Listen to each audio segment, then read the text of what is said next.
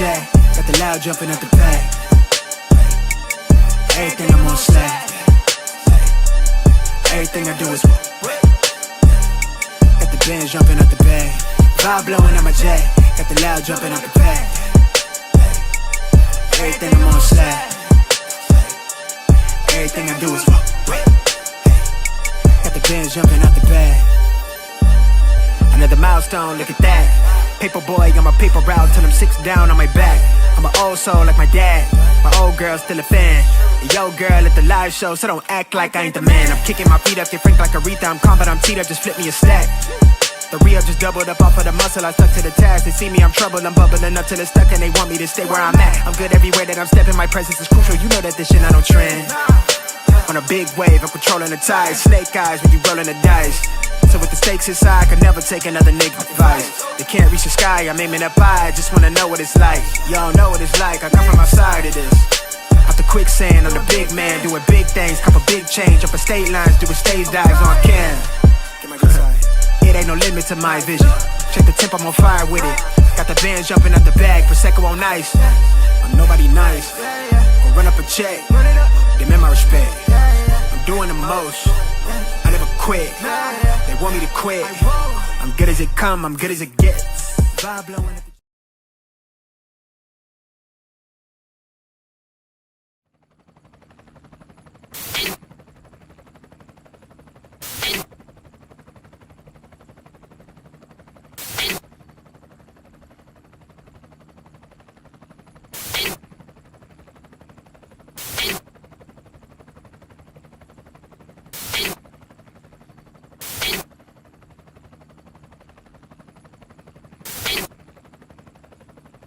and you're in the Desert Storm bunker with Hollywood CGA.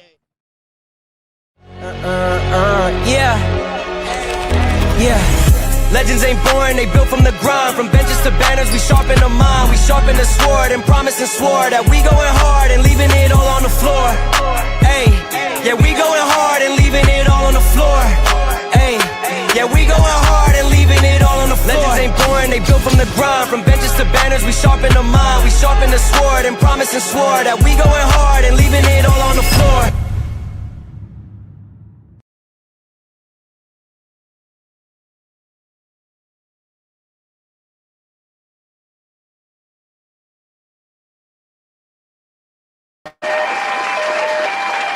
What's going on, everybody? It is Coach Greg Adams back in here with another YouTube live stream. Shout out to the Coach Gang. And that's you. For being in here, being involved, and being active on this YouTube channel. Well, welcome back to the internationally known, the most dangerous podcast on YouTube, the critically acclaimed Boss Up Show, part of the Free Agent Lifestyle podcast here on the Free Agent Lifestyle channel. You in here with the Bruce Wayne. New world order. The king of kings, the king of content, and the speaker of truth, yours truly, the notorious one. New world order. AKA Mr. Coach Alini, better known as the prognosticator, Coach Stradamus. And you're in the Desert Storm bunker with none other than Hollywood CGA and EWF. Smells like Dominican spirit. That is EWF. That is every woman's fantasy in the whole fucking show. I'm the CEO Niggero of Fixes Binds LLC, the unbinder, the undebatable, the undisputed best entertainment here on YouTube. You can call me Senor Gregorio Graybeard. The Dominicanas love to call me Mr. Third. Your third leg was just phenomenal. Also the man with one trabajo. That is the ecclesiastical Mitch Slapper. You're looking at the anointed one. Acknowledge me.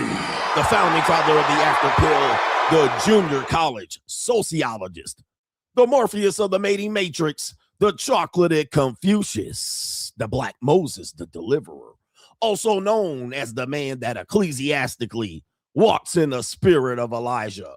I'm the man with more nicknames than anyone in the game. You can call me Malo Poppy, James Bind, Hentai CGA, Daddy. You can also call me King of the Lings, Ling Arthur, and much, much more. But in case you forget those names, you can call me CGA, See God Allah, and I'll be the previously banned and 14-time demonetized champion of YouTube. We got a great show for you lined up today, ecclesiastically. We're going to talk about why the main event topic is going to be single motherhood is a choice. Why you can't feel sorry for these sob stories that you're going to hear about the single mammy ass princess warrior single mother. Is it the Lord of the Lings? It should be Lord of the Lings, not King of the Lings, but it could be King of the Lings. Why you should never feel sorry for the sob story of a single mammy. Now, I know the bitch ass niggas is gonna be in here. I know the bitch Look ass at niggas this is gonna be bitch in here. ass nigga. I know they're gonna be in here. They're gonna be irate. And I know a lot of people are triggered by the single mother conversation. In fact, the single mother possibly might be one of the most protected groups out here because for some reason you can't really talk about them. But I'm not going to talk about them. I'm going to describe them. We're not going to talk about negativity. We're going to let their stories reveal who they really are. And almost every single mother has chosen to be a single mother. She's making that choice. All right, so bitch ass niggas is in here. They going to be upset, especially the Negro bitch ass nigga. All right, he going to be really upset about today's show. But anyway, you also might have heard a phrase called single mothers are recreational use only. Well, it's true. Oh, it's damn true. All right. Oh, it's damn true. Well, doesn't mean they're bad people. Doesn't mean they're bad people. Doesn't mean their punanis aren't good. Doesn't mean they're a bad lay. But we're going to talk about a football star. He's a burgeoning football star, potentially next year, not in this year's draft, in the next year's National Football League draft. He's a stud wide receiver for the Alabama Crimson Tide, Roll Tide. He is chosen at the early age of 19 years old to become engaged to a 25-year-old single mother. And we have to have this discussion. I mean, the videos that I'm going to show you about the single mothers are one thing. Now we have this individual proposing marriage to a 25-year-old single mother. Okay, we're going to talk about why a man would make a decision like that. He's only 19 years old. She's 25. I mean, where is all the people screaming metaphile? But I digress. We also have the legendary. My man has reached legendary status in a very short time here on social media. And we don't use those terms loosely. King 6'8" the Great is going to make an appearance on today's show. Now, he's not going to be interviewed or anything like that. But we have two clips from King 6'8" the Great. And one of them, he says, he don't want to be a player no more. He not a player. He just crush a lot.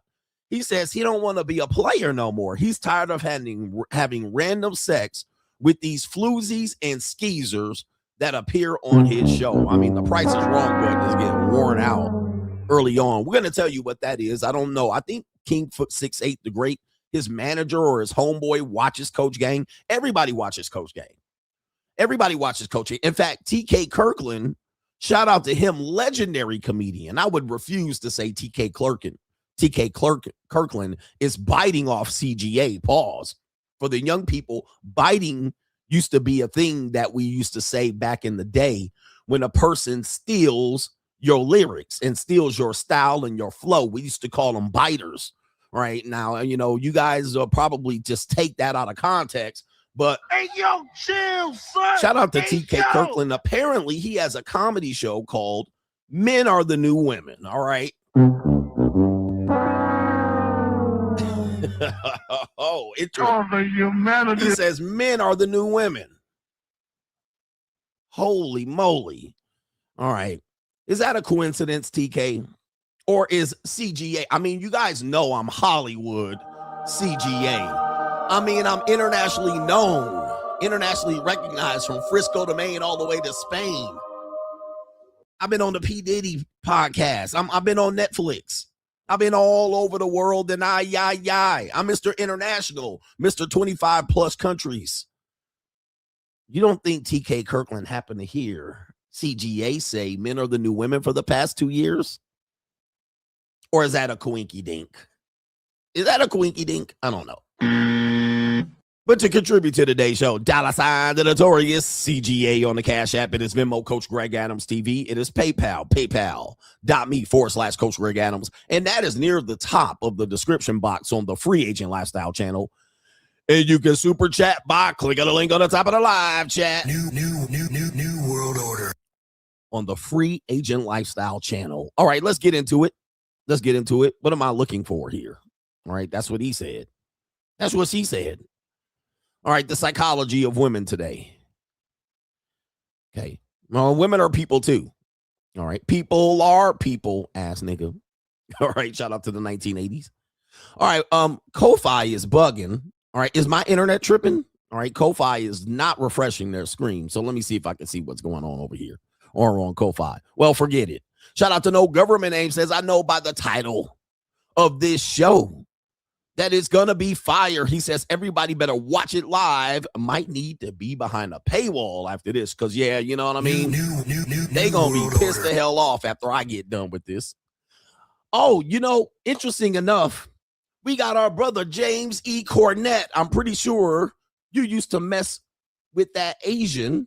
He says, I used to mess with that Asian in your recent JUCO show. As a matter of fact, I have confirmation, and it is true. This is true. We have a small world. He says, he's describing her. That's her. He says, I know because you showed your messages with her on your recent local stream. James, it's a small world. Spit Brothers. All right. Yes, you're right. All right. Because as a matter of fact, I was talking to them and it came up. So I described. She's not our girls. She's not your girl. She's our girl. So James, that's 2 for 2, 3 for 3. And it is the deal. All right. And he is here in Las Vegas. And there's only so many handsome, attractive black male sugar daddies out here. There's only so many. And I think I'm handsome. And then you have him, him handsome. And there's only so much to go around. You know what I mean? There's only so many niggas out here that ain't fake perpetrating pimps. So, James, you're right. It is you. All right. It is you. And that's you. Confirmed. I didn't know how to reach out to you, but it was confirmed because the conversation ensued and your name came up, sir. Your name came up. All right. So, Coach Gang, James E. Cornett is in the building. You're right, sir. All right. Anyway, that's a co-sponsorship. It's a small, small world. By the way, I never met this man. All right, I never met this man in person. He was Coach Gang. It's a long story. But wherever there's lanes, there's me and James in Las Vegas. I can't stop it. You can only hope to contain it. All right, shout out to our brother No Government Name says, Coach, you were spot on about love. I am successful, easily earned 6 figures, decent looking, in shape, and I've been with my cute torta for over 3 years. I give her loads of affection. She's very traditional and basically reveres me. Shout out to your torta. Shout out to the tortas. All right. Gordita. Shout out to you, man. All right. Shout out to our brother here. It is No Government Name says, I have watched the emasculated Gen Z rant from our 3 hour and 57 minute to 4 hours and 5 minute mark over and over. He says, I love it. You went BTA on the Mitches. Sounded like Jock Ewing from Dallas schooling Bobby on Real Power. Shout out to Jock Ewing and the Ewings in Dallas. All right. I mean, if you want to know about old school male power and influence in the old boys club, go watch old episodes of Dallas. All right, Dallas. Shout out to Trevor Scott Hall says, sending my tuition and thank you for your continuous tough love and support for all of us that follow you in your guidance. You are a gift to all of us. Tremendous blessings to you, sir. That is a sponsorship. I'm ribs, bitch. Shout out to you, sir. Appreciate you for being here too. Trevor Scott Hall. We already got a sponsor and a co-sponsor for today's show. One more sponsor, and we're going to give you guys a discount on the luxury dating course. We're going to do it. Shout out to Trevor Scott Hall. No government name says my body, my choice is legal, but my wallet, my choice is not legal. It actually is legal, but shame. Men are easily shamed. Okay. Men are easily shamed into doing things. Okay. Because they'll, you know, people will treat you bad and they'll say, well, you know, just be the bigger man. That's an example of shaming men into doing something, right? Just be the bigger man. Just pay the child support. Just pay the money. I know. Just I know she hit you, but just leave the house for the night. Just get a hotel room. You see, that's an example of, yeah, it's not legal. They can't force you to do it, but what they do is just you see what I mean? That's an example of men being shamed into doing things, even when it's against their best interest. Just let the kids stay with the mom. Why fight it? You could just let the kids stay with the mom, and then you could just go out and work, and then, you know, just pay her extra child support. Just do it. Why fight? Why put up a fight? And then all of a sudden, well, you didn't fight hard for your kids. Shout out to JB, says, I need those sunglasses, coach. Thanks for the motivation, and shout out to you. Shout out to you. And by the that's way, you. These are not sunglasses, technically. They're technically hater blockers. All right, but not only that, they're for technology. They're for the computer. All right, so if you guys don't know, I hope you don't know, and you motherfuckers don't care neither. All right, it's not like you care. But when I do these streams, I don't know if you realize that I've been doing this for 8 years, sometimes 2 times a day for 5 years.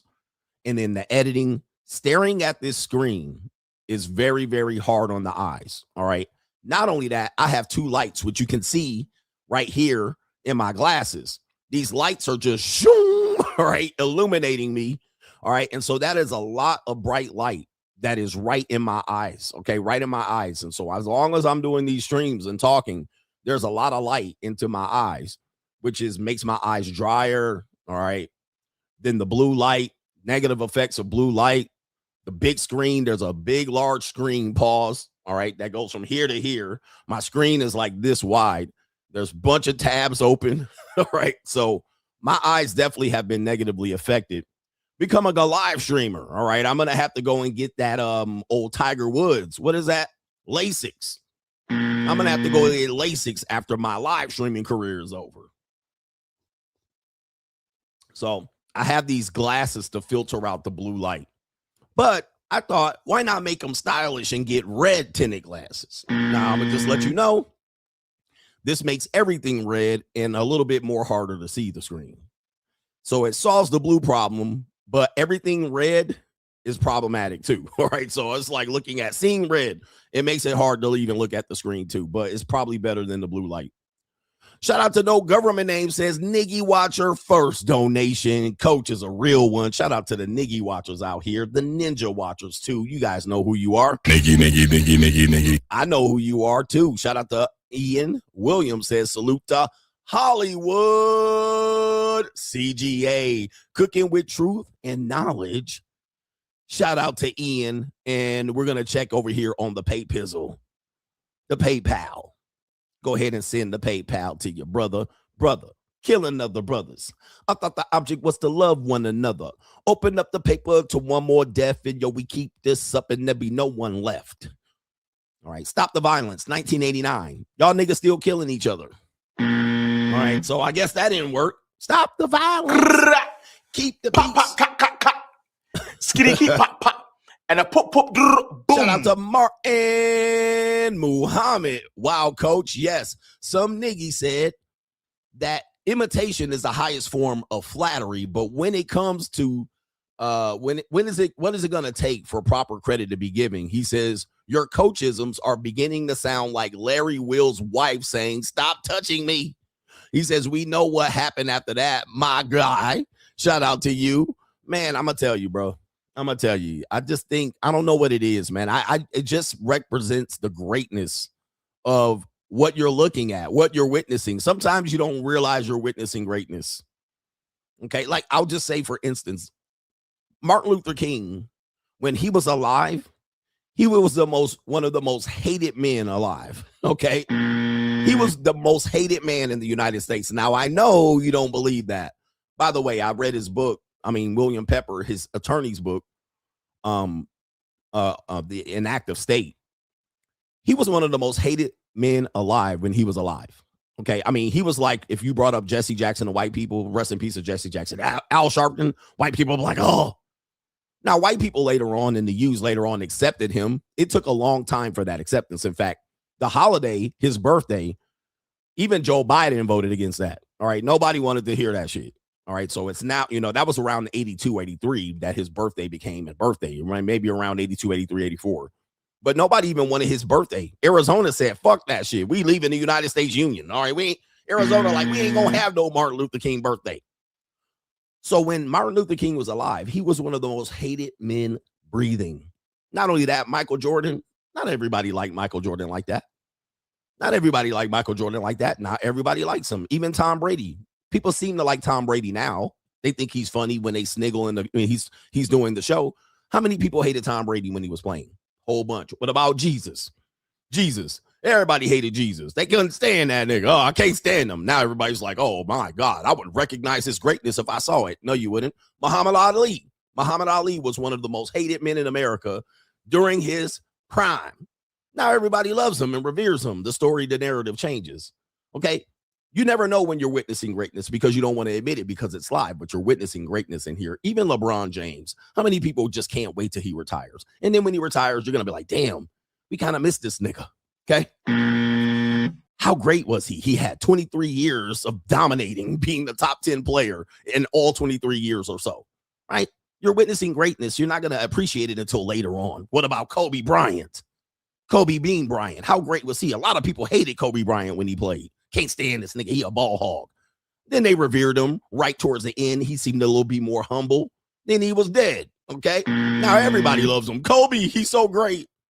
Okay. So a lot of times you don't appreciate greatness, and it's hard to admit that there's greatness that resides and presides in front of you. But I'll remind you, you're looking at the motherfucking best ever to do it. Yes, you are. You're looking at Hollywood CGA. You're witnessing greatness right now.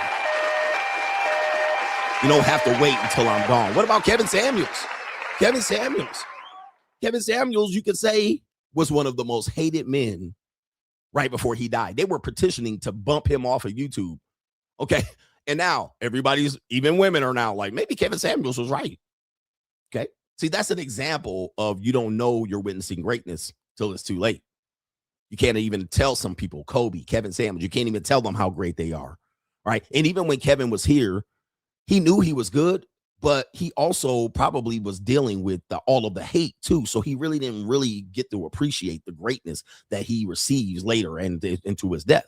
So you guys got to say that at least I'll go out on a limb and tell you how motherfucking great I am right now. And I feel great. All right. I feel great. I feel like I'm the greatest ever. Everybody borrows from me. Yeah. Michael Jackson.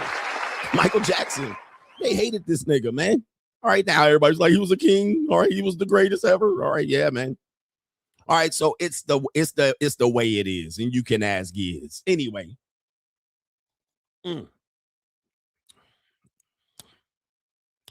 What part of the show are we on? We're on Straggle and Sniggle Theater. Oh, we got to matriculate the ball downfield very quickly here. All right, so let's do it. Like, ride with me if you ride with me. You can slide with me if you feel like 550 on the 5 sticky. Come get high with me. That's a deal, right? Straggle and Sniggle Theater. Let's lock in. Anybody from Atlanta? As a matter of fact, let's press 1 in the chat if you're from Atlanta. You're from Atlanta, Georgia. Let us know by pressing 1 in the chat. If you're not from Atlanta, do me a favor and let me know where you're from. Like, where are you at? It's not where you're from. It's where you're at. All right. Let me know where you're at. Shout out to Rakim, the God Allah himself. All right. Shout out to Rakim, the God. Hey, tell us where you're from right now. All right. Where are you watching me from?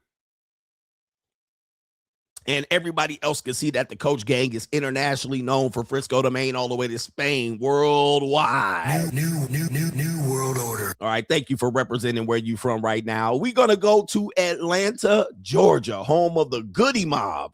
And we got a brother right here. He says he's going to do a skit of his time in Atlanta, Georgia. All right, so let's go to Atlanta, Georgia right here on this skit. The content creator's name is Anthony Antoine. All right, so let's go ahead and feature his skit of how he evolves in Atlanta. 1 week in Atlanta. I like it here, man. It's nice. 2 weeks in Atlanta. I like it here. I had Waffle House for the first time. It's pretty cool. Hey, 4 weeks in Atlanta, shit overly lit. See what I'm saying? We go white Air Force Ones, 4 p.m. Shout out, baby. See what I'm saying? Shit overly lit, twin. Hey, twin. 5 weeks in Atlanta, this shit really pushing Peter, nigga, lame, nigga. I can't even see my light down, nigga. No, my shit really just overly, nigga. Pushing Peter, nigga. Lame, man, nigga. Time. 6 months in Atlanta. Oh, no. Hey, girl. Oh, no. Oh, the humanity. Oh, no. I didn't see that coming. Oh, my goodness. All right, this is crazy. What the hell? Oh my God! No way! You Atlanta ATLians. Oh, no. Okay. Oh, the humanity. Just like that, huh? Pageantry maggots, all right? You maggots. I knew Atlanta was full of maggots. All right, these maggots in Atlanta. What did I tell you about these Atlanta niggas? Oh, my goodness. You can be anything in Atlanta, okay? Take a look. It's in the book. The Reading Rainbow. Yes, indeed. Oh, the humanity. Jesus. New world order. Twin. How long did it take? I don't even know. Was that a year into it? Be careful with them Duke shooting ass Atlantas. All right, I told you Atlanta on some maggotry, dude. I'm going to tell you. Speaking of Atlanta, Georgia, we're going to stay in Atlanta, Georgia. All right, apparently in Atlanta, Georgia, we got a sugar daddy here, but apparently it's a white sugar daddy, but he likes niggies. Oh, the humanity. So he says he's a white daddy. Listen to what this white daddy says about these gangster niggies. Here we go. Why you lift? Oh, baby, sexy. Look at all that chocolate. Oh, yeah. Oh, damn, son. You're not doing that to me, bro. You'd be surprised how many down low guys I've f***ed over the years. Oh. Total straight up thugs. I bent over and I rammed it. Oh, my goodness. Hey, yo, chill, son. Hey, yo. I be telling you, these niggas that are literally, I told you these niggas that be like these booty guys, they just like ass. I told you them niggas is on the spectrum. I told you they on the spectrum. I said they will fuck a dude with a good ass. Them niggas, these thug niggas are crazy. What is he saying, bro? He said, you know how many oh my goodness. All right, this is crazy. Hey, yo, chill, son. Hey, yo. Atlanta, Georgia strikes again, all right? But they're saying this is Philadelphia, Pennsylvania. That video proof, my man. Put it in a Yeah. Do you know how many guys that look like you? Oh, no. My goodness, sir. Hey, yo, chill, son. Hey, Yo. Yep. Man, I can't. I can't. I ain't with this pageantry shit. He said, you know how many thug niggas like you drop neck? What? This is... Oh, hell no, man. Y'all some, I'm telling you, I know these old butt broken Negroes from the South. Oh my, look at this black ass nigga. What that look like me?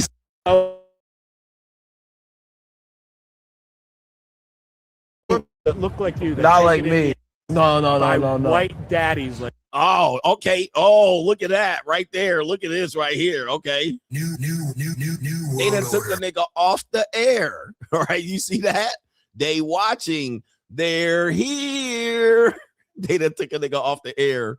All right. They couldn't handle the tooth here. New world order. They couldn't handle the tooth, y'all. He said, oh my goodness, listen to this, man. This is absolutely incredible. You niggas ain't that. Look. Like me. Oh, yeah? Like you me. Sure about that? Yes. How much money you want to give me to prove it? There are tons of guys that look like you. That not like me.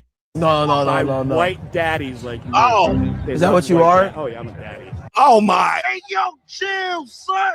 Hey, yo. Black men, hey, black guys, check in, bruh. Brothers, check in. Yeah, that brother's starving. Yes, sir, brother. I mean, now we know what happened in Africa with them black NBs in Africa. All right, that Russian dude apparently ran through 200 black women in Kenya, and all the black men are going crazy. There's some hidden secrets around here. This is crazy, bro.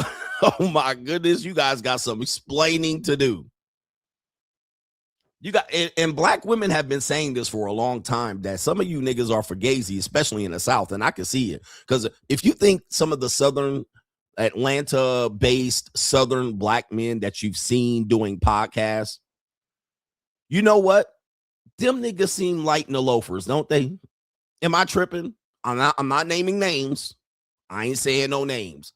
But if they come from a certain region, typically in that Southern region, typically in that Georgia, Alabama, Florida line, they always sound a little effeminate, right? They always sound like a little lispy and shit. You notice that?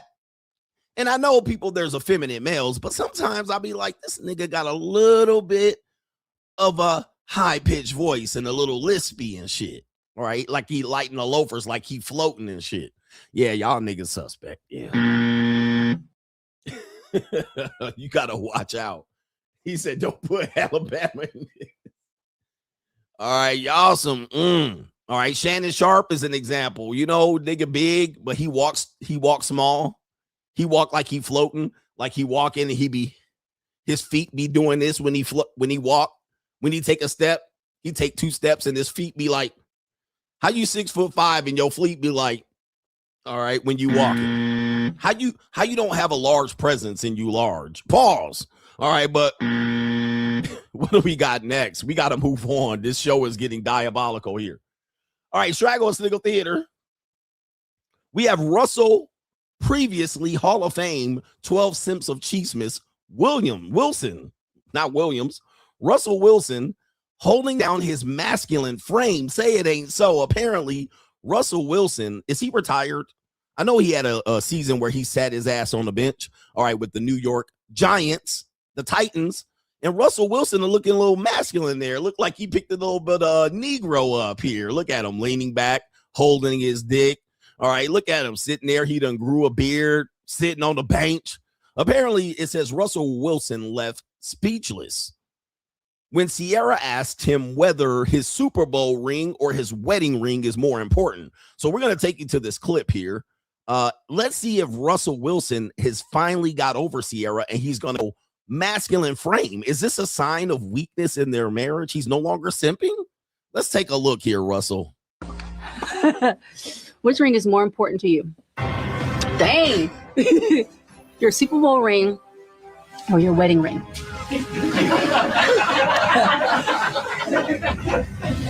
Y'all fucked up for this. Y'all really fucked up. Okay, all right. You know, I have to give Russell Wilson, as much as I've been critical of Russell Wilson, I do got to give him a little bit of respect there. He held masculine frame. He said, to be fair, we should have ran it. We should have handed off to Marshawn Lynch. That's Marshawn Lynch. We should have handed it off. But they would have 2 Super Bowl rings. He didn't throw that interception at the 1-yard line. But that's neither here nor there. He said his Super Bowl ring is way more important than his wedding ring. And shout out to Russell Wilson. I'm going to give it to you, brother. Shout out to you, man. At least you didn't buckle, because let's just be fair. If Russell Wilson would have said his wedding ring with Ciara was more important than his Super Bowl ring, he probably would be on the 12 Simps of Cheesemas for an unprecedented 7 years in a row. Everybody knows that, right? Everybody knows that. So that's why we do have to say, congratulations, Russell. You didn't simp out this time. We have to give it to him. Okay, he would have been on the 12 Simps of Cheesemas for sure. He would have been in the top 5. All right, but it's still early in the year. Y'all niggas be out here campaigning towards the end of the year and shit. I can't even really fit you in. Pause. All right, last one on Straggle Sniggle Theater. We have a woman that talks about pussy management. Now, you guys know that I teach women pussy management. Yes, I do. Ladies, I teach you how to manage a pussy. All right, but I got to get a sample first. I got to get me a sample. And you don't have to listen after I teach you, after I get my sample. But I still will teach you about your pussy management, how to manage your pussy. All right, but this is a big thing for women. They don't know how they mismanage their pussies a lot. But this woman says when you realize you will be working for the rest of your life because you mismanage your pussy in the 2000s. All right, so take a look at the woman here. Oh, no. All right, this is a sad time. Consequences. You know what I mean, ladies? Like, you could have locked in, but you were a child and your brainstem didn't develop by 25 and you were an emerging adult. You still felt like a child and you had mental illness and you were working on your career. You were focusing on your career, yes. So I could focus on my career. But I always said feminism is a card best played before age 30. You know what I mean? It's great to be a feminist before 30. After 30, well, you got to have the long 40 years. 40 years a slave.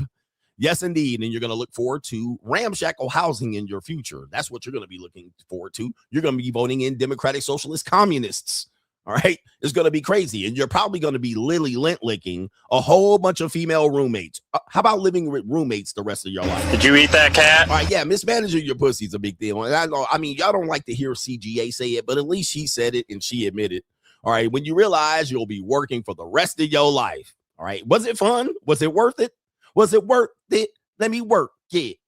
Flip it and reverse it. All right. Was it worth it? I don't know. All right. You tell me.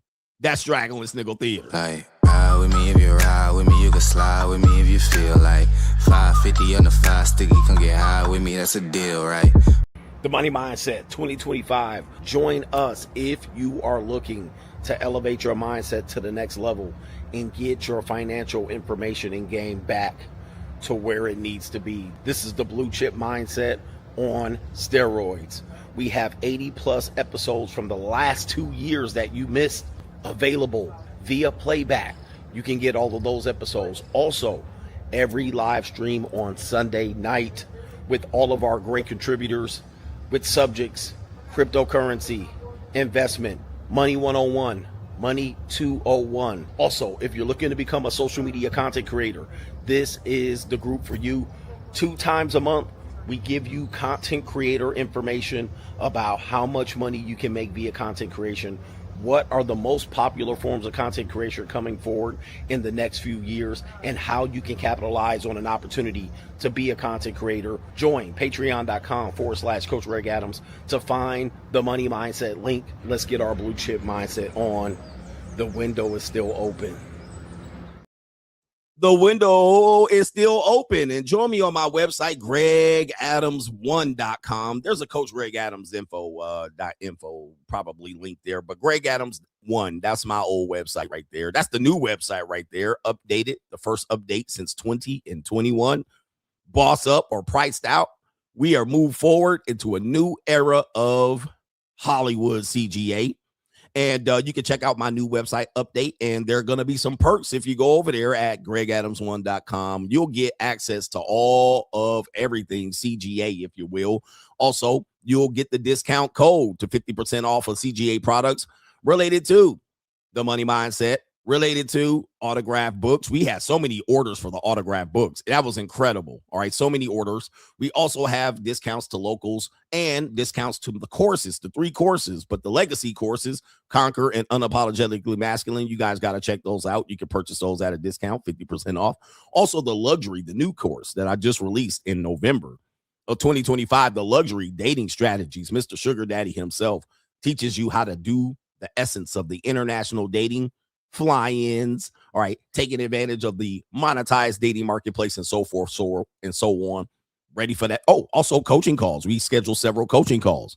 All right, and you can also sign up to join our school, 52 Things Men Must Do Before Marriage. And if you're a woman, you could do that as well. All right, you could. If you're a woman, you can join in the conversation. We're actually going to take this to a little bit of a universal conversation, the 52 things, and have it include women, right? Because men are the new women. Hoes are the new niggas. And so the roles are kind of flipping. So it is sometimes women have their life together and the men don't. So they have to look out for predatory men. I mean, the game is changing 100%. So we do have a school community that is going to be built, and you can join the mailing list so you can get the information. You can join the mailing list simply. If you don't want to purchase a course, you can go on my website, join the mailing list, and get the insights of what's happening on a daily and a weekly basis. All right. Also, if you want to be a part of the coach gang, like the Team CGA Creative, there's opportunities here. You can join the team. All right. Video editors, copywriters. All right. A whole bunch of assistant roles, personal assistant roles. All right. Security. All right. I need some security niggas. All right. In the building. All right. And you can join the team over there. We're building a team and we're building a legacy. We're building a legacy. Somebody said I should write a book for women. Yes, I'm going to write a book for women. It's called The 52-Point Inspection. CGA put hands on hips. All right. We want fat, ugly women, tortas, fat, purple, black women, bitches that look like cartoon characters, women with the big fat feet. All right, all of y'all, we going Derek Jackson on y'all. We gonna put these women in line. All right, written by the gentleman himself from the Gentleman's Lair. All right, the boss up extraordinaire himself, the author of the Free Agent Lifestyle, the legend, the evolution, the predictor, the coach of dominance. We're gonna write a book for women. All right, as well in the future. And then we're going to see what these 304s think. By virtue of this, we'll have a whole bunch of these whores in line trying to go ahead and see if CGA can sample the goods. I can't take everybody. You know what I mean? I only got so much money, so much time, and so much dick. I can't do everybody. All right. But I'm an international lover, yeah. And I want you guys to get to that point too. We're trying to get you to that point. If you a MGTOW, if you're a red pill rager, if you're in your early stages of developing and learning female nature, we can get you there too. You can't just jump right into this. All right. But ladies, if you love to be dominated, 50 Shades of Gray, you can get your turn with your boy. All right.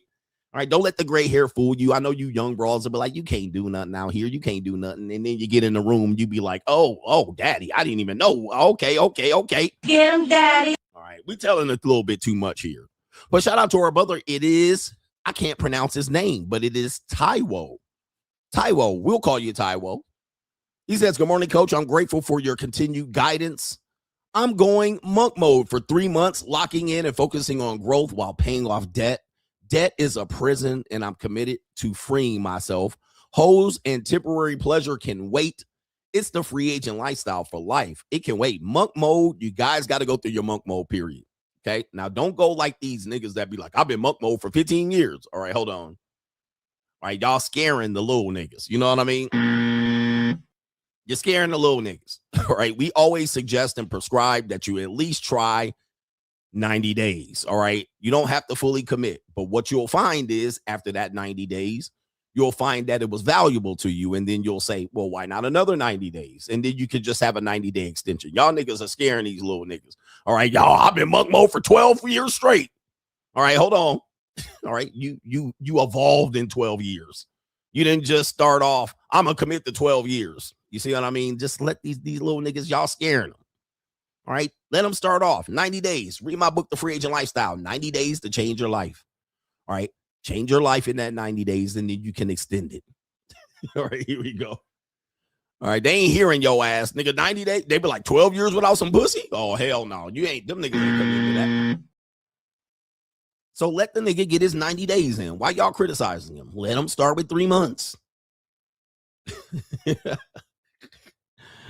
All right, shout out to our brother here. KP is in the building. Guru, feminism is the male hate rhetoric leading to hyper consumerism and sex decadence, aka liberal women. Red pill fanaticism is the male version of feminism leading to rural, purposeless men exacting revenge on liberal women, aka the seat of influence. It's designed by the agenda, aka ICE. So you're saying the red pill, I've heard that red pill is like feminism in reverse type of thing, reverse racism.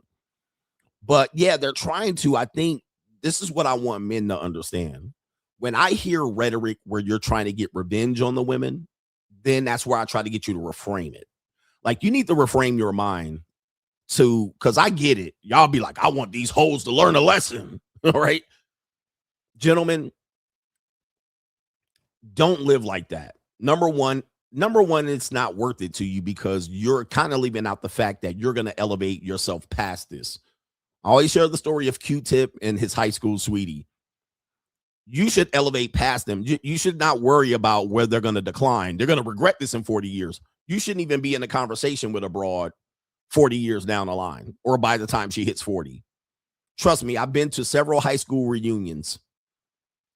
I don't worry about any of them goddamn women that's in my high school reunion. When I see them old, bent out of shape, soggy titty broads, all right, the bum bitches and the bitches that never married and had kids and they still out here hoeing the liberal women, I'll be looking like none of them women matter to me.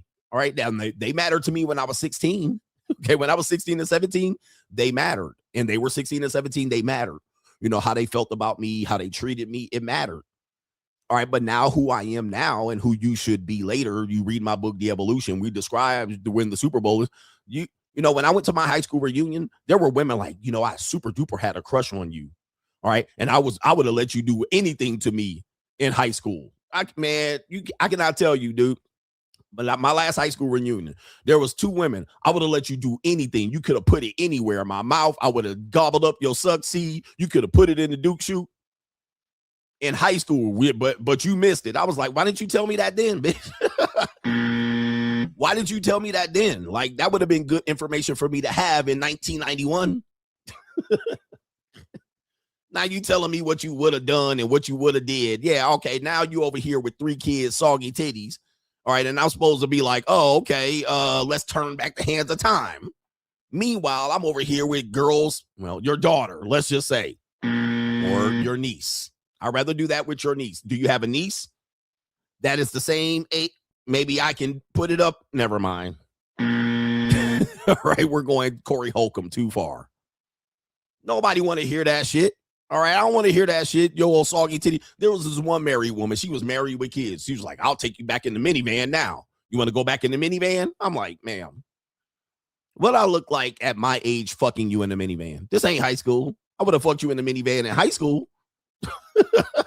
Okay. But I'm not trying to get you to do things to me now, soggy titty, old big wrecked stomach ass woman. Like, what the hell?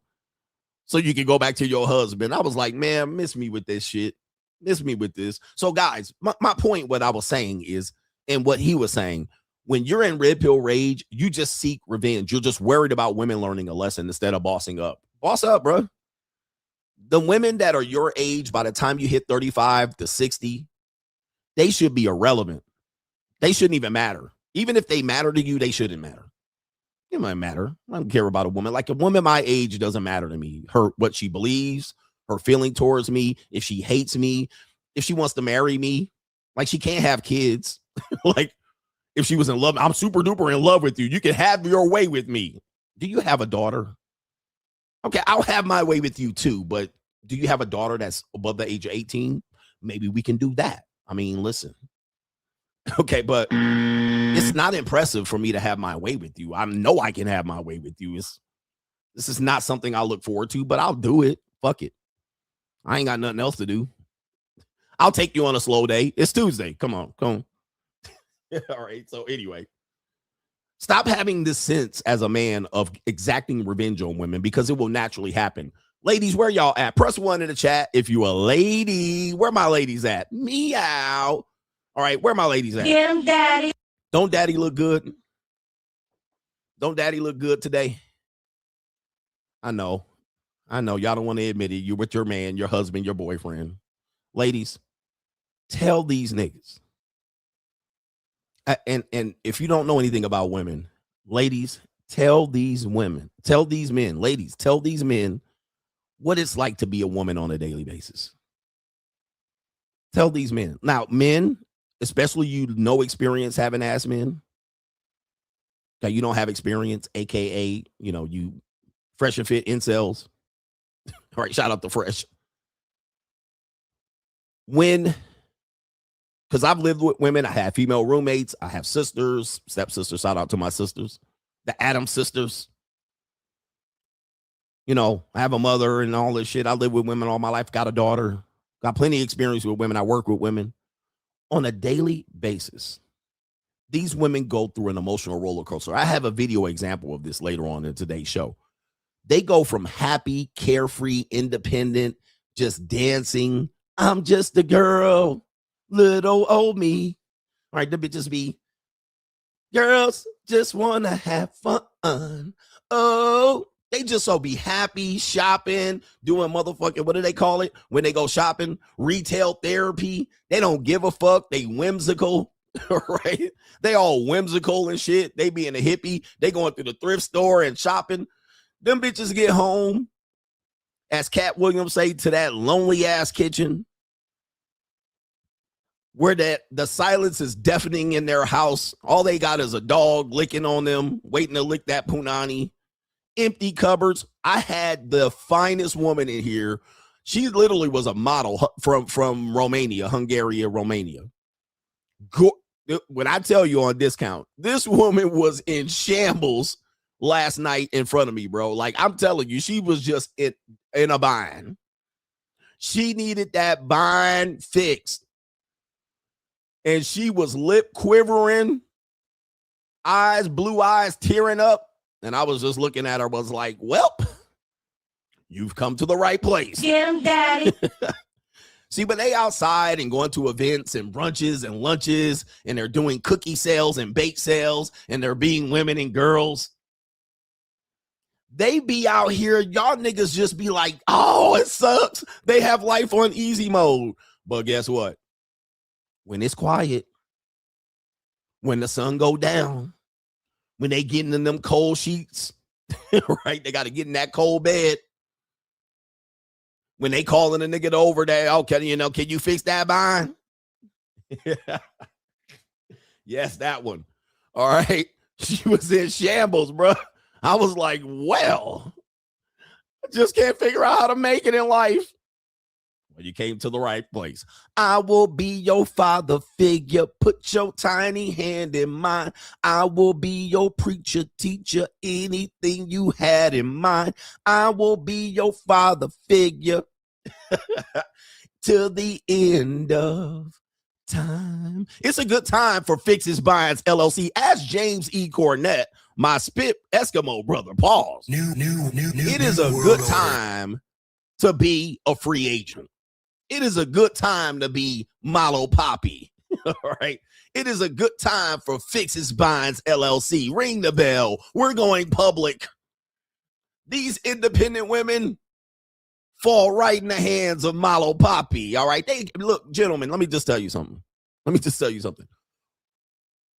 When you're 29 and 25 and 30 and 32, these women will look at you and measure themselves against you. And they'll be like, you ain't got this, you ain't got that, this, and they'll tell you you ain't shit. They'll tell you you ain't shit.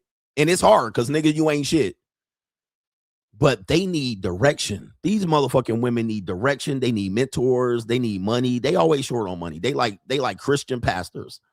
They like God. God can do everything but get money. Right? He can do everything, but he can't put money on the goddamn preacher's desk. He everywhere but the bank.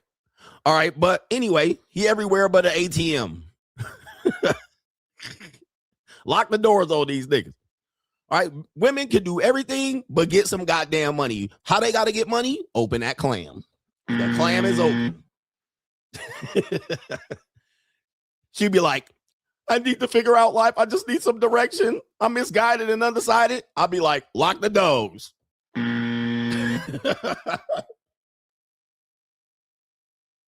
Anyway, enough of that shit. Officer Brayon, Coach, I can honestly say sleeping with a bunch of women can take an emotional and spiritual toll on a man. He says, I now understand why you always said men need to go monk mode in order to reset their life and find their purpose. And it is true. It's true. As much as we talk about Fixes Minds LLC, dude, let me just be frank. It's an empty feeling even when you could do it, especially when you could do it easily. All right. And I think King 68 the Great is going to talk about it. When sex comes easy to a guy, it doesn't even have the same meaning. You're like, It's like a handshake. You can't even get the emotional connection. It's just mostly physical. Once that physical pleasure is gone and the release is there, it means nothing. You can't really bond with the woman like you would if you were a virgin or a lack sexual experience. There's no bonding going on there. You can pretty much forget the woman after the fact. All punani has a smell, you know what I mean? It ain't like it's potpourri, but you'll do anything for it and even put yourself at risk for it when you're having it in scarcity. When you have it in abundance, you realize most of these people are empty vessel, and it really means nothing. I mean, it doesn't mean as much as possible, so it's going to be harder for you to connect to the person. Then, unfortunately, how it works is when you have it in abundance, more shows up. The rich get richer. The rich get richer. I don't know what it is, and I can tell you a story. I told you a story over on Locals. All right, Mr. Me and James E. Cornett. I told you on Locals. For some reason, women will say they don't want to share men, but what they do is share men. I mean, that's what they do. Again, you never trust a woman's words. You trust her actions. They are going to go to men. Like most men who are successful with women, they get more access to women. I mean, so you're sitting there with an abundance of pussy. It starts to mean less, but they just put more on you. And you're like, but it doesn't mean as much anymore. And they're like, but it'll mean something. My pussy is the best pussy, right? And you're like, that's what the previous girl said. Your pussy was just some pussy. You know what I mean? It's just whatever. All right, but they're like, not mine. Wait till I put mine on you. Or you're like, okay, put it on me then. All right, put it on me. Lay it on it. Lay it on me then. And then you're like, oh, there's less effort for it. Or what you gave her in exchange was less effort. It was a lot to her. It was little to you. But anyway, it's a real thing, man. And unfortunately, men who never experienced this never understand it. It's kind of like when Jim Carrey says, being rich ain't everything. And it's true. It's not. It's not. You still have the human experience. Being rich is not everything. But when you have nothing, being rich seems like it would solve all of your problems. You only really need $10,000. All right. But you would think that I just want to be a millionaire. But then you'll become a millionaire. And guess what? You might not even feel that you're a millionaire. But everybody else sees you as a millionaire, but you're like, yeah, but I still don't feel like, and that's when the Christians say, that's why Christ is the ultimate answer. Shout out to Jesus Christ. You need Christ. That's why Christ is the answer at the end. You'll hear them say that. All right. I don't believe that, but that's what they'll say. And yeah, maybe you need something. You need to connect. That's why people then they still try to find their purpose after being successful. They climb Mount Everest. Oh, that wasn't enough. I got high from it, but now I need to climb a bigger mountain. All right. Anyway, shout out to Roderick Miller says women are to be understood, not loved. A CGA-ism. I can't wait for the next person to steal that. Okay. Women are to be understood. Guys, you can love women or understand them. You cannot do both. And love and romance is the love language of a broke nigga. Nothing tells me you are a broke nigga more than a nigga that believes in love and romance. Okay? Because that's your only way to connect with women. Women should want to struggle with me, and they should want to ride the bus with me. Okay? But you can love women or understand them. You can't do both. It is very difficult. So women do have an ultimate choice that when they get with a guy who is the winner, most of the time he can't fall in love. I actually saw a woman post this on Instagram or Twitter. She says to the ladies, she said, fall in love with the broke nigga. He says these rich men don't fall in love. They don't fall in love. Guys that are rich or got their shit together, they don't fall in love because they've already worked hard to the. By the way, that actually backs up the Free Agent Lifestyle book totally. Everything we just talked about, even that woman saying go with the broke guy because fall in love with the broke guy because the rich guys don't fall in love, because that follows up the Free Agent Lifestyle that literally tells you, look, come back off the marketplace, take yourself off the marketplace, level up, and you'll look at your loneliness completely different. You'll look at love and relationships completely different. Then you get to measure how important love and romance is as you're a built and established guy. Most men aren't built and established, and they're leaning on the fact that they want a relationship. And that will solve their problems. It's not going to.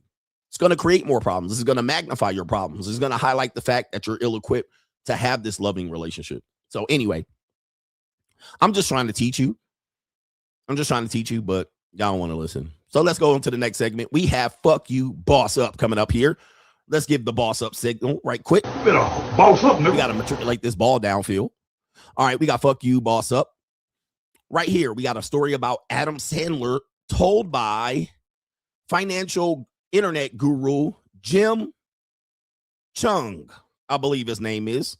Go subscribe to him. He says, and according to this story, I don't know if this story is true. Apparently, Adam Sandler. Okay, let's give Adam Sandler his sound effect. Where's this sound effect at? Adam Sandler. I'm not going to say what race, what people. We know I can't say that. He a you niggy.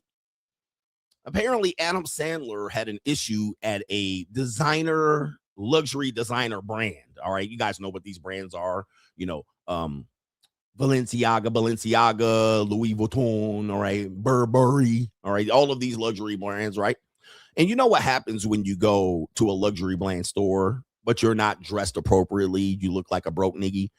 Number one, they might not let you in. Number two, if they let you in, they might follow your ass around, all right? They'll follow your ass around. Number three, they might demean you and tell you that might be out of your price range. You realize what the price of that is. I don't think you can afford that. If you have to look at the tag, you can't afford it. So they'll demean you and humiliate you. Like Jim Jones went in there dressed like a whole weed smoking nigga. And then he was like, they didn't even give us the bottles of water. They disrespected us. Remember Jim Jones had that moment that I showed a few years ago? Well, this guy says, Jim says Adam Sandler fell for the okie doke. Adam Sandler fell for the okie doke, even though he's a rich Jewish. He got played by the luxury brand by being humiliated. And he says the humiliation is intentional. Let's play this on Fuck You Boss Up so you guys can learn a lesson, at least a blue chip here and there. A common mistake that people, even celebrities, make when they don't understand luxury sales. Salesperson should get a huge bonus, huge commission, pat on the back, and a promotion. Rumor says Adam Sandler's daughter was humiliated at a luxury store last weekend, and what he did next left everyone stunned. First, I gotta say, I love Adam Sandler. I've been watching him on TV forever. And if you want to watch a really good movie that involves his entire family, watch You Are So Not Invited to My Bat Mitzvah. Sadie Sandler walked into a Chanel boutique in Beverly Hills alone, dressed ultra casual, oversized hoodie, basketball shorts, sneakers, no entourage, just quietly admiring a $28,600 limited edition classic flat bag. The saleswoman looked her up and down and said coldly, "This is for serious buyers only. Please don't touch it." Salespeople of luxury brands are intentionally rude to customers. Intentionally rude. Why do luxury brands have rude salespeople? Because rude salespeople cause rich people to buy more. Let me stop right here just so you can get it right here. It says rude salespeople cause rich people to buy more. Even people trying to prove that they're rich. Now, this is reverse psychology. This is an example of understanding people, psychology. I always teach you the psychology of women. The psychology of women, understand them, and you will have them in riches and abundance. Loving them, you won't. You'll have problems. This is an example. So as a result, what they do is they get you to see if you can open up that wallet, and they're going to prove to you, oh, nigga, that's like when a nigga, oh, coach, you broke. And I show up in here and I pull out a big wad of money. I say, I ain't broke. All right, I can buy, this type of thing. And that's the same thing they do. What? You think I can't afford this? Think I'll buy 5 of these. All right, just to show you, all cash right now. Shaquille O'Neal fell for this. Somebody mentioned earlier where he said they didn't believe he had the money to buy cars. And he was like, I'll buy 5 of these cars just to prove a point. And that's how they do it. I've shopped at these luxury brands, and they do be doing this. They do this. I'm going to tell you, man. All right, they treat you like you ain't shit. All right, they try to make you wait. All right, I'm going to make you, sorry, sir, I'm dealing with this customer. And then you sit there and wait 30 minutes. Oh, I'm sorry, the customer is more important than you. All right.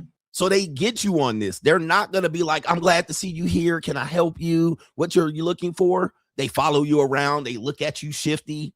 All right, this happened to me in South Korea. I was with the South Korea Ling, and we was going shopping, not for her. All right, but then she was in there looking for shit. I was just in there like, what you want to look at? All right, bitch, don't point at nothing that you think you fixing to get. But anyway, we went in there, and that sales lady followed my motherfucking ass, bro. And then the Korean girl was like, damn, she was following you. I was like, yep. And I didn't look broke. I didn't look rich, but I didn't look broke. So at the same time, they're trying to prey on your insecurity to prove that you can buy something. And it most likely is going to work. It works for them. It works for them. So let's see what he says here. Oh, see that pricey handbag? Prepare to be insulted. Quote, new study finds that when it comes to luxury brands, rude staff boost sales. Adam Sandler and his daughter behaved exactly as predicted. Sadie didn't argue. She just sent a quick minutes later. Adam Sandler walked in, baggy shorts, big t-shirt, messy hair, pure dad mode. He put his arm around his daughter, looked at the saleswoman calmly and said, so you judge people by their outfit. The store went dead silent. Then he turned to the manager. Every classic flat bag in the store, all colors, all sizes, ring them up. Total $312,000 paid on the spot.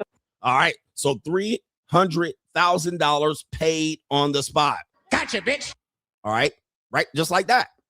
And so somebody said that's called racism. Well, no, this is what you have to understand. They did this to Oprah Winfrey. It's not racism. It is a strategy to get you to buy. Okay. Gotcha, bitch. And loud people will say it's racism, but he's a you. All right. The girl was a clear you. I mean, you could tell by the nose on her face.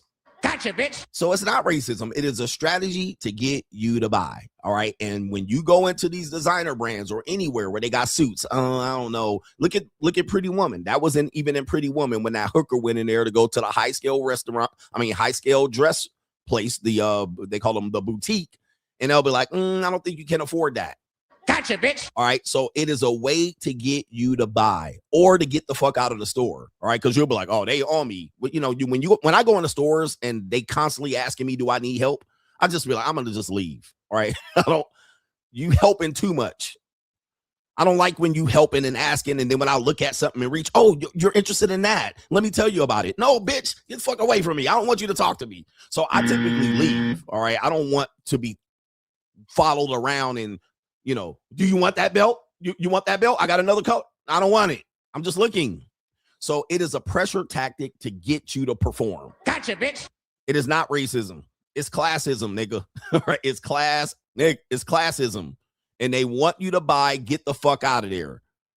Buy, get out. Oh, by the way, do you guys know they're not there for you to be comfortable? They don't want you to go in the dressing room and try on and come back out and then ask for a different size and try on. They want you to come in there, buy, leave.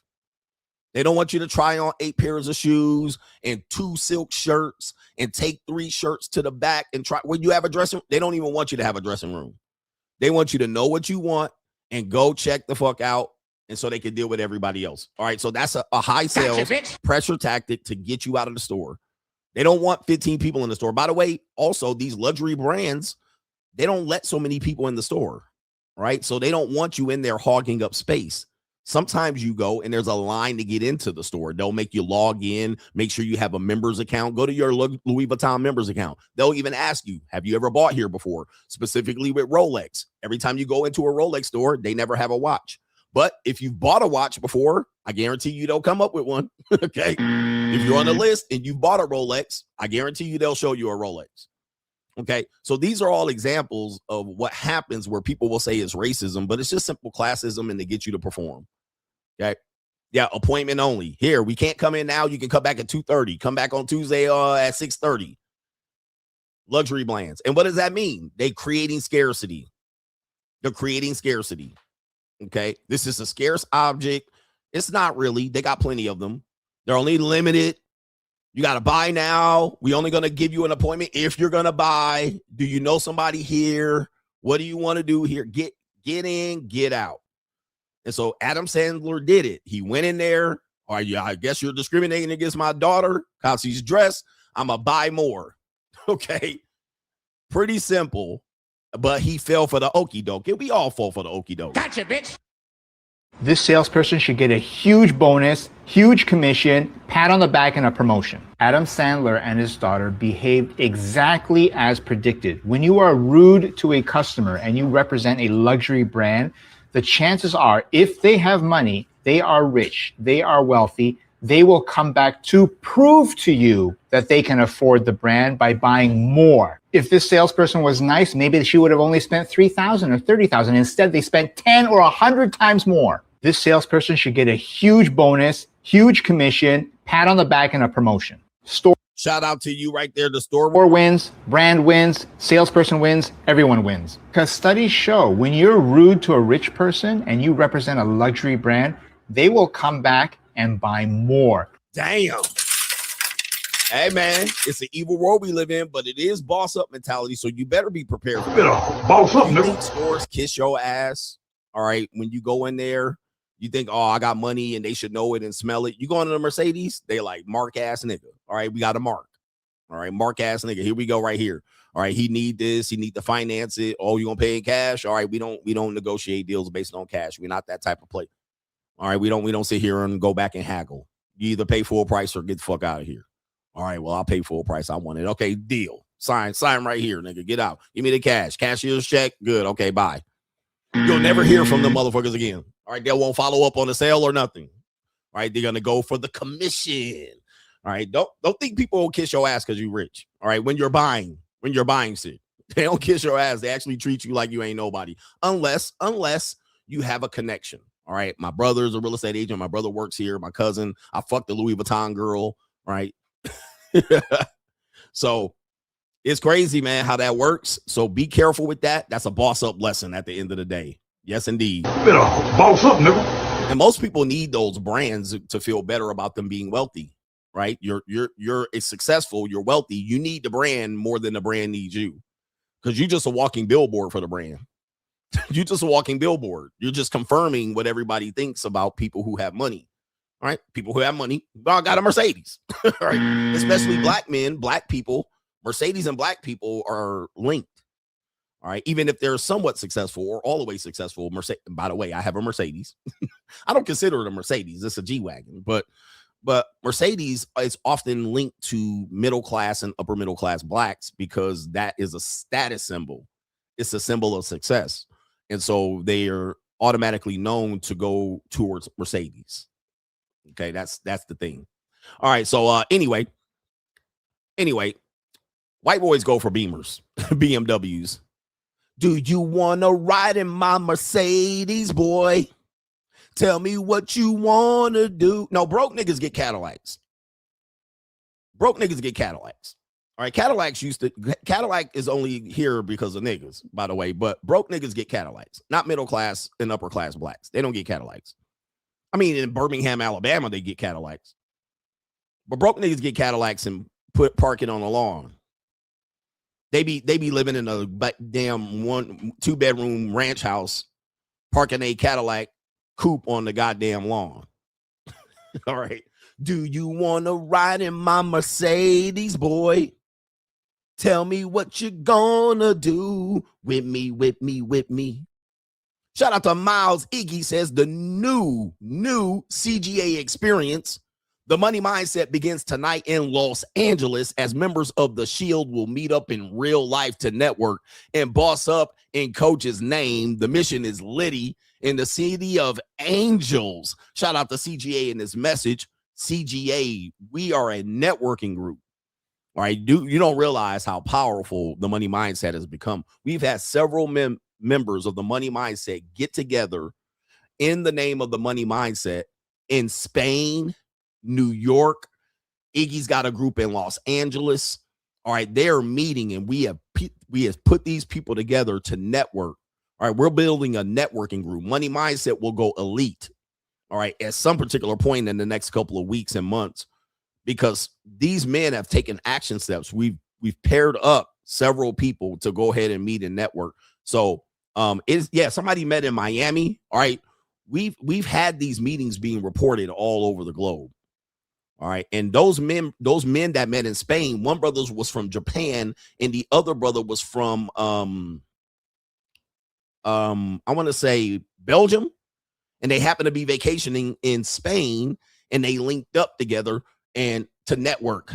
All right, so it is, I'm telling you, man, people don't realize the era that we're going into. That's why it's important to have this heel turn, this evolution, the boss up era.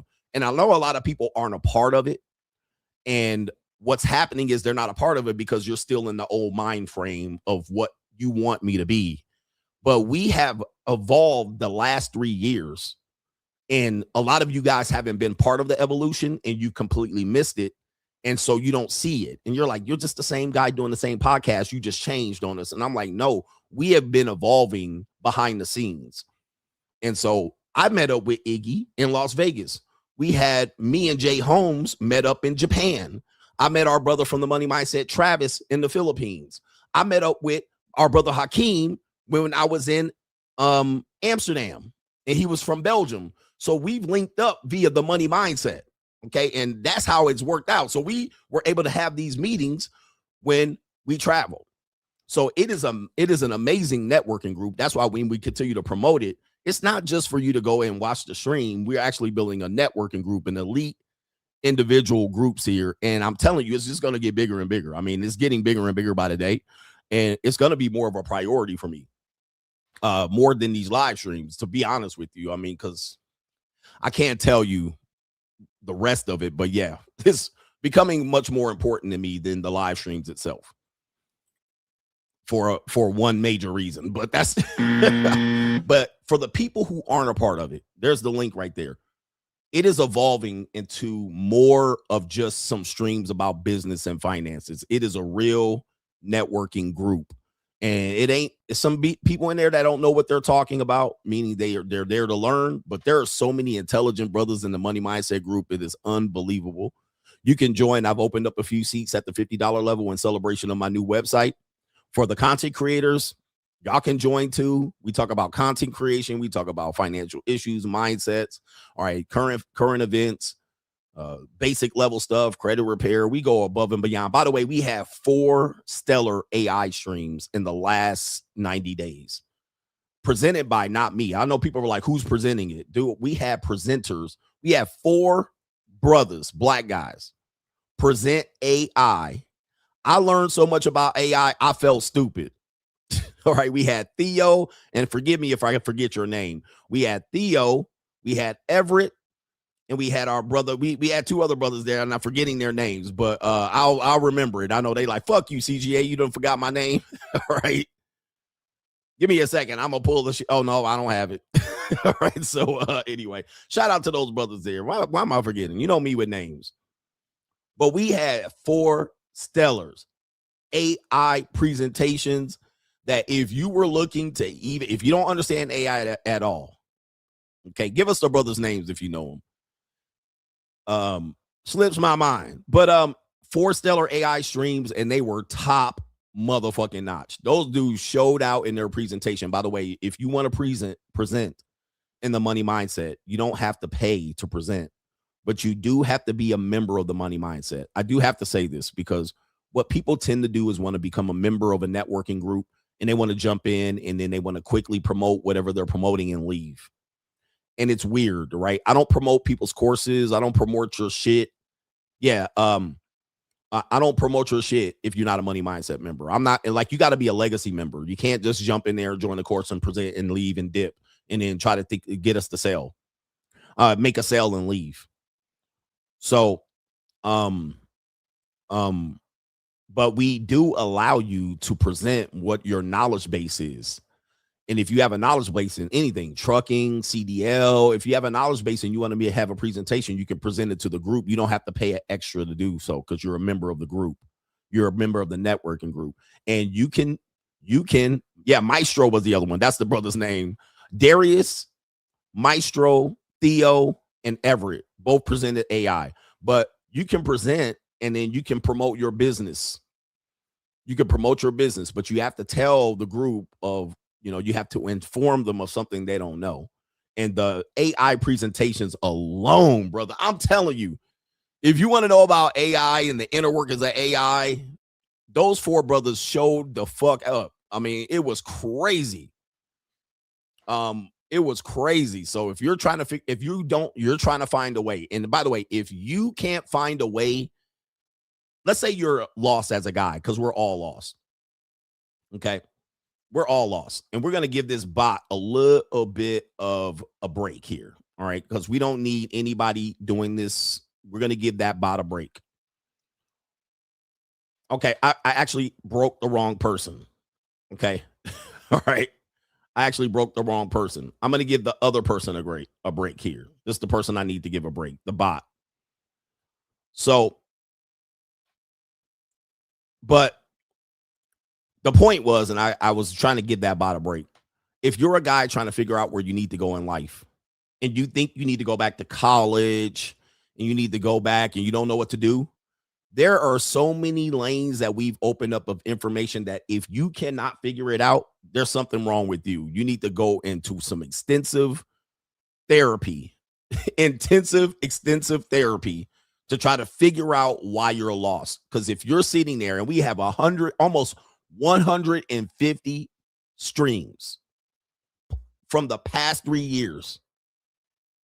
So there's 150 different money mindset streams. It's pretty much you're never going to watch them all. You're never going to watch them all. I know that. I can basically dice all of my streams up and make 5 courses. Hey, Iggy, tell these niggas.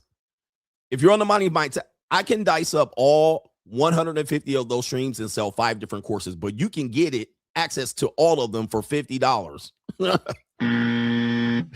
Right? $50. I mean, it is a steal. I can sell 5 courses just with just those contents alone. He said, Kevin, the software assessor says just 5. Yeah, I could probably sell 150. I mean, all I need is like 10 or 15 videos. I could dice them up in the course. $50. It's a steal, nigga. It's the biggest steal on the planet. It is the biggest fucking steal. And I'm mind boggled at the amount of men that call me a grifter on it. I just be mind boggled. I'm like, these niggas are sad. That's why I've been going off on niggas today, lately in the past year, because I'm like, these motherfucking men going out sad. I'm literally handing over information to you. It is so fucking, it's incredible. All you got to do is nigga get a recurring $50 payment. It's going to pay you back. It's going to pay you back. Shout out to all our money. And press 1 in the chat because these niggas think I be grifting shit that ain't selling. All right. But if you really know, you know. Press 1 in the chat if you're a Money Mindset member. All right. Just so to show these niggas, man. Because these niggas think, oh, he just keep promoting it and he broke. And if you really knew, if you only knew, it's the biggest motherfucking thing Coach Gang got going on. It's the biggest thing. It is the biggest thing that I do. Pause. There's nothing. The second biggest thing is the JUCO locals. These streams, the YouTube, just to let you know, bro. Anyway, I'm not trying to tell y'all too much, but it's unbelievable. Unbelievable. Look at all these Money Mindset members there, man. Shout out to y'all. But shout out to Iggy for saying that they're even networking. All right, we're building up a network. That even came up last week. They're like, man, we got a networking group here going on because these people are meeting behind the scenes. They're going and meeting in places. They're like, oh, you're in LA, I'm in LA. Let's get together and hang out. And yeah. And Boss Vegas was another example of that. We hung out in Boss Vegas for my birthday. Shout out to Preston says most kids would be here if men had to approve. Maybe that's not the complete damn donation. All right, I'm not sure. Miles C says, since you have created a lifestyle of abundance for yourself, when you go out by yourself or with other women, what are the top 3 things you notice from women in public? Are you noticing desperation, coping, or them being broke? I do notice that people look at me a lot more. Women specifically. All right. Women that would probably have never looked over at me, they do pay attention. But the thing is, when they look, they're looking in curiosity. They're not looking in interest. So if I'm with another woman, other women look in curiosity. All right. Other people, guys will be like, damn, your aura. I had a guy I jumped out. I parked at the gym. I think I had the G-Wagon or the Porsche. I can't remember what I jumped out. This beautiful Ling I was with, jumped out with me. And this dude was like, dude, there's something about you. You're glowing, your aura. It was an old white dude. It was like, he was like, you're like the coolest dude in the room. Like, now, are they gassing you up? Is that what they see? But what happens is when you reach another level, people will notice it. Even when you dress down, people are like, well, you should look broke. People notice people who are confident, successful, they have a self-belief, they've reached their level, they notice it, they can feel it. When I was at the gym yesterday, I was jumped in a car, I got in, and then some flatbacks in the Tesla, they was in the Tesla driving by looking at me like, but if I was in my regular BMW, they wouldn't be looking.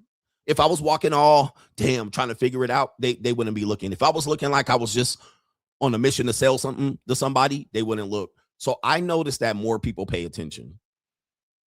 And you're going to roll in circles where then, it's kind of like when you have box seats, you have a suite, People are going to look at the suite. Who's in there? All right. As opposed when you're in the 300, 400 section of the stadium or the arena, nobody's going to pay attention to you. Okay. When you got reservations and you walk up and you're suited up, you're in your boss up uniform. Okay. You're suited. You got some nice slacks. Your shirt's tucked in. Right? You don't have a do-rag and you come in, reservation, and then they treat you good and they walk you in by yourself, or they take you to a prime seat, or they take you somewhere and you got a woman following you. People are going to notice. They're going to be like, the fuck is this? Who that? Are you? Especially then when you're black, they think you're a celebrity. Okay, it happens. I pulled up in a Porsche. I was driving down a village walk in Vegas, driving, and everybody just looking. All right, as soon as I get in the car, these are two damn near young college girls, one with her boyfriend. They looking and awing and all of that shit. It's what happens because you've reached the level that most people aren't. You have abundance. You're not desperate. Oh, by the way, Tom Likas used to call this the reek of desperation, the look of desperation. And shout out to the legendary Tom Likas. He's a raging libtard. All right, but what he used to call men who were starving and desperate for women, and when you repel women or you got a run game and you got a cold approach, women can sense the desperation.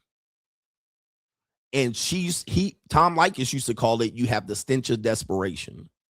So you're constantly trying to seek approval and validation. You're trying to look a part that not play the part. The women know, and they can really, you're going to repel. They're going to be like, nah, they're going to make it hard for you. As opposed to when you seem interested, people are going to want to know. All right. This happens for sure in white communities where I could tell you a story, and this is a boss up moment. In the white communities, especially as a black man, but they do this to all people, believe me, because it's classism. If nobody vouches for you, they will ignore you. One day I was walking down East Coast Highway, which is Pacific Coast Highway in Corona Del Mar. Shout out to everybody out there in that rich area. I walked down the street and it was like prime time, right on Starbucks, right on the corner. And it's prime time. Everybody's sitting outside. It's sunning, gleaming. Bitches doing their fashion walk. All right. Rich beta Brad simps out there watching. And I walked by and nobody knew who I was. Nobody validated me. And everybody ignored me. I walked back by and this MILF, all right, with the fake titties, the hair, she's like the perfect MILF. All right, she would be the perfect MILF. She's kind of like, if you follow my Adam's Fit system, she was in the early, like she was in some of the early videos. She jumps up. Hey, she jumps up. She recognizes me. She jumps up, gives me a hug. Boom. Guess what? Everybody, who is that? Hey, how you doing? White dude start, hey, how are you? All of a sudden, they want to talk. Okay. All of a sudden, women over here looking at me, looking that side eye. Because first of all, they like, this nigga must be a celebrity for this white bitch to jump into his arms like that. What white woman jumps into a nigga's arm? All of a sudden, motherfuckers is smiling at me, glad handing, introducing themselves. Yeah, who are you? Okay, yeah, why do you know?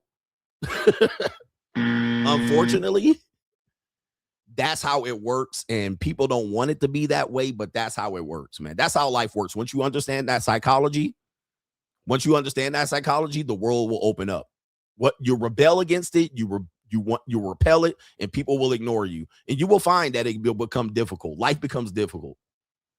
Life becomes difficult, man. It is something else, man. I don't know, man. I know it sucks too. It sucks because you think people are going to like you for your merit. They're not. They'll respect you here and there, but people want other people to validate you before you can go in. All right, you go in there. They want other people. That's why, again, men who get pussy get more pussy. Men who get pussy get more pussy. Men who barely get pussy don't get none. Men who get pussy get other women lining up to be number 3rd, 4th, 5th, and 6th. Unfortunately, that's how people work. That's how it works. If you want to work the system, you can work the system. A lot of people I don't want to work the system. I don't want to be a part of a world where that matters. Well, you just mad. I don't know if you just mad. All right, you just mad. I don't know what it is, nigga. Don't be mad and angry because you better boss up, nigga. But when you can work this system, you can work the system, and then life becomes a little bit more easier in areas where you previously struggled. Yeah, morality and being a good person and being good, even being knowledgeable don't help you. Even being knowledgeable don't help you. I know everything about everything. Guess what? That don't mean shit. Because in the grand scheme of things, you can still end up penicillin broke like Nikola Tesla. We can clearly say between Edison and Tesla, who Tesla worked for Edison, we can clearly say Tesla knew more than Edison. Guess what?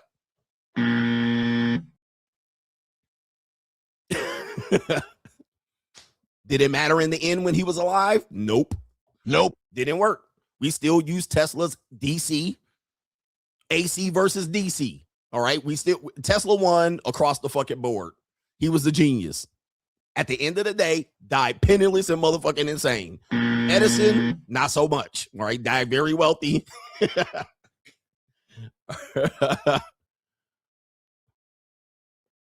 And by the way, if you want to be, let's just say you want to be successful or rich or well off or whatever it is, comfortable, you can be a C student and hire A students, because A students seem to be bookworm. They're by the book. All right. They're going to do everything by the book. A half intelligent person knows to not be the smartest in the room. If you're halfway intelligent, a C student, you know that if you're the smartest person in the room, you're in a fucking wrong room. All right. But you can hire a whole bunch of motherfucking by the book people and become filthy fucking rotten rich. You can become filthy rich just hiring a whole bunch of people by the book, people that know a whole bunch. You don't have to know everything about a business. Okay. This is why when I know people don't know what the fuck they're talking about, they were like, no, it should be a teamwork. And then the leader should get in there with the people and get in there in the trenches. No, bro, I don't need to know. I don't need to know what these people do. Or let's say this, I don't need to know how they do it. I don't need to know how the people, I don't need to know how the people I hire do something. I need to know what they're doing. I don't need to know how they're doing it. I don't need to, I could develop the system around it. I could develop the infrastructure. I could develop the setting for them to be successful. I just need them to do it. Steve Jobs. All right. You know what I want? I want a fucking little machine that holds all of my songs. He doesn't need to know how to do it. He just needs to tell them how to do it. This is what I want. And then you do it and then show back up and show me that it's done. That's all I know. Okay. Yeah. I don't need to know the inner workings of how this and this work. All I need to do is I need to hire people to know what I do that can listen to my vision. All right. This is an example. This is a whole blue chip show. By the way, join the Money Mindset. Okay. The Money Mindset. Take a look at this. Okay. This is what we were just talking about. This is my website. Now, I hire people. I don't know. I'm not going to tell you how much money I spent on this rebranding. Okay. But anytime you rebrand, you're going to spend money. Okay. We're talking about thousands of dollars. Nigga, I'll talk about some of y'all yearly salary went into all of this rebranding and it's not done. All right. But you see this right here? I don't need to know how to make this website. I don't. That's just an example I'm talking about. I don't need to know how to make this. What I need to know is to find the people that know how to do it and then tell them what my vision is. This is my vision. This is how I see it. And they need to get as close as possible to producing it. So shout out to Everett and Luke and Jacqueline for doing this. I hired 3 people to conduct this transition and rebranding. All right. This is not just some shit that I rebranded on YouTube. I literally just said, this is what I want. These are the people that can carry it out. You guys meet. I'm included in only a few of the meetings. You guys meet, hammer that shit out, and then show me the results. That's an example of I'm a C student. I hire A students to carry it out. I don't need to know what they're going to do on a daily basis. I just want the, like people say, I just want the cake. I don't need to know how you made it. I just want the cake. All right. I want a cake. You guys get in there and hammer it out, make eggs and flour and toss shit around and clean up and pull out motherfucking. Okay. I just need a cake. Can y'all make a cake the way I want it? This is what I see. So for you as a guy, I'm trying to give you some points to live by. And this is not knowledge that you cannot find anywhere else, but you're watching me. So I'm giving it to you. You don't have to know everything about how a company works. So they'll be like, the boss needs to know how I make Excel spreadsheets. No, I don't. All right. Well, I'm going to leave and he's going to need somebody. He's going to need to learn how to do the Excel spreadsheet. No, you can leave, and I'm going to hire someone that knows how to do an Excel spreadsheet. But I hear losers say, well, my boss and my manager doesn't even know how to do the Excel spreadsheet. They don't need to. All they need to do is hire someone that can do the Excel spreadsheet. Okay, so you don't want to do it. Okay, bye. I hate to see you go. You want to prove a point? Fine. Let me put up a job posting. Does anybody know how to do an Excel spreadsheet? And I guarantee you, I probably will hire them for less money than you were making. Why? Because they need a job. And I'm going to hire them for less to do the same goddamn thing you were doing to try to prove a point that I needed to know everything that you did on the job. I don't need to know everything you do. I just hire you to produce the results. Produce the results that I intend to carry out the vision that I'm creating. I don't have to get out there and dig the ditch with you to understand what you do. I might get out there for a couple of minutes and do it, 20 minutes, and say, yeah, this shit is really hard. These people deserve a little bit of praise. At the end of the day, I'm going to go back to my air conditioning office while y'all niggas are digging dishes. All right. And when you quit, I guarantee you I'll find somebody else. Right? This marketplace, I will find somebody else for less money than you. So go ahead and prove a point. They need me. Go ahead. Find out. Let's see. Now, but here's another blue chip, and then we'll move on. It is easier for me. This is why the money mindset is valuable. It's a mindset. It's not about, we don't tell you how to make money day by day. It's the mindset around it. As an employer, it's actually better for me to retain my employees, even if they're half-assed, as opposed to bringing in a new employee. So yes, you're important. I want to retain you. I would hate to see you go because economically, it's better for me to keep you. So I'll be like, well, okay, all right. How do you do your spreadsheet? So I'll get in there for 20 minutes to see, okay, yeah, you taught me something. You know what? You really are smarter than me. And I should own the business. I should be able to run the business. No. You can't run the business because you know how to put in formulas in the math in a goddamn Excel spreadsheet. All right, I'm going to hire AI to do it in a minute, bitch ass nigga. But it's better for me to retain you because it's cheaper for me to retain you.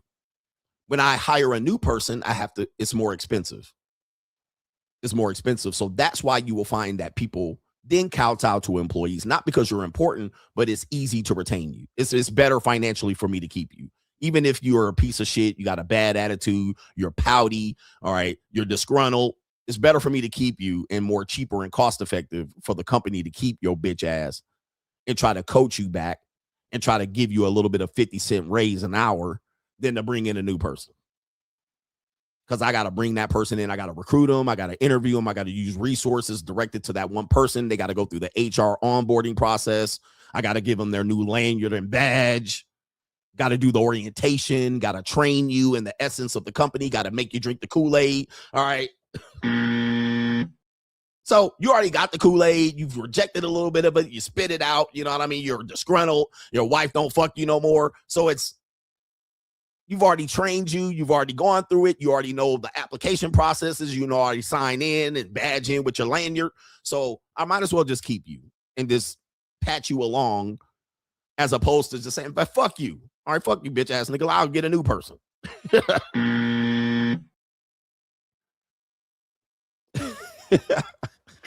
Y'all learning a whole bunch. And if you ain't learning a whole bunch, you actually getting confirmation of a whole bunch. Don't say you didn't know. Okay.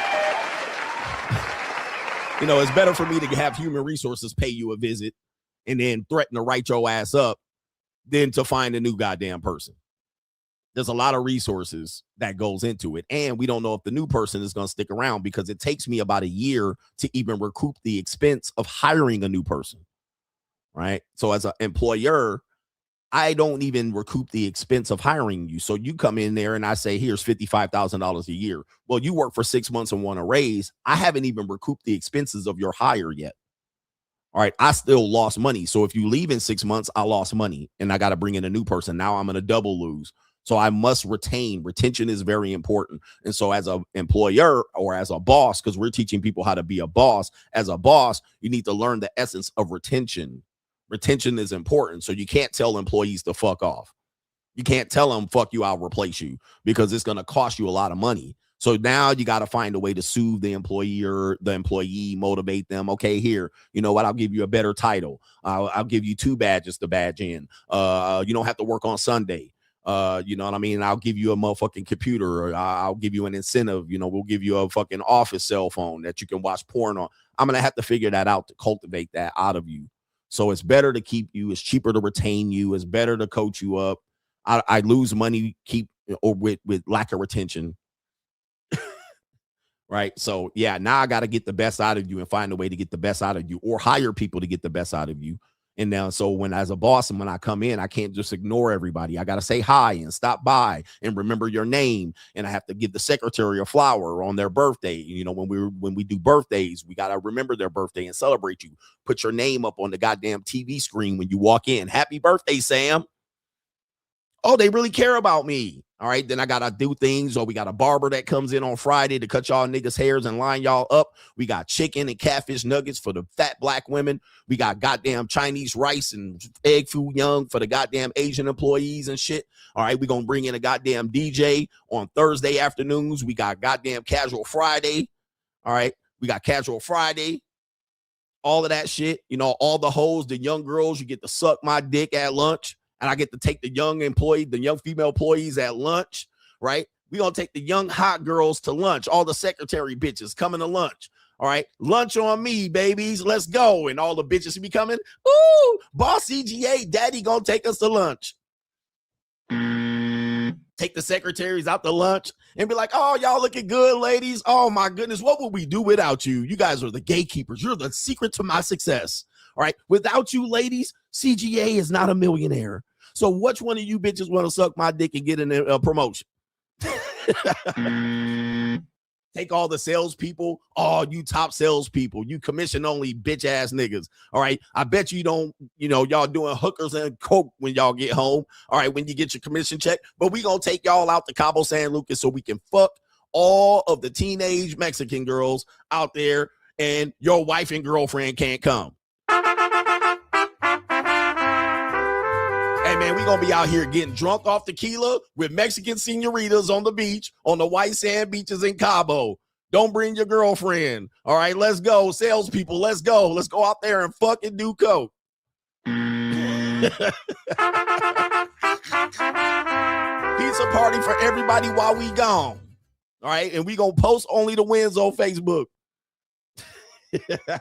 We just taught you how to be a boss. And if you ain't over on the money mindset, all right, the boss, this is how you be a goddamn boss, bruh. We give perks. You know what I mean? Perks.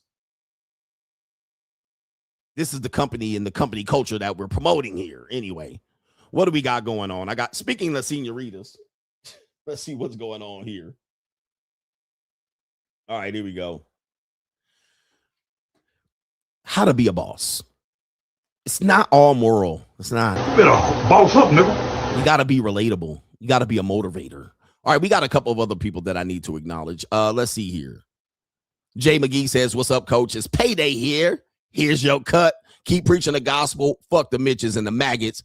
Better boss up out here. You better boss up, nigga. Gotta better boss up. Shout out to you. That's a co-sponsorship.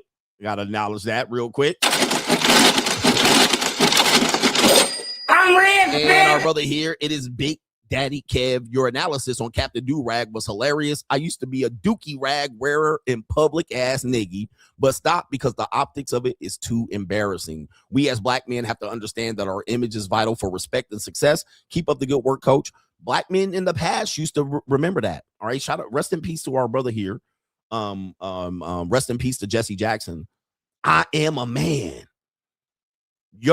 Black men in the past used to go over and above to dress up to get respect. And yes, dude, I'm gonna tell you, man, and even in today that the bar is fucking low, when you dress up today, people stop and watch. Dude, I'm telling you, get a tailor. I'm telling y'all too much. Fuck y'all niggas. When I dress up, even in casinos, and I walk the floor, people are stopping and watching. They stop.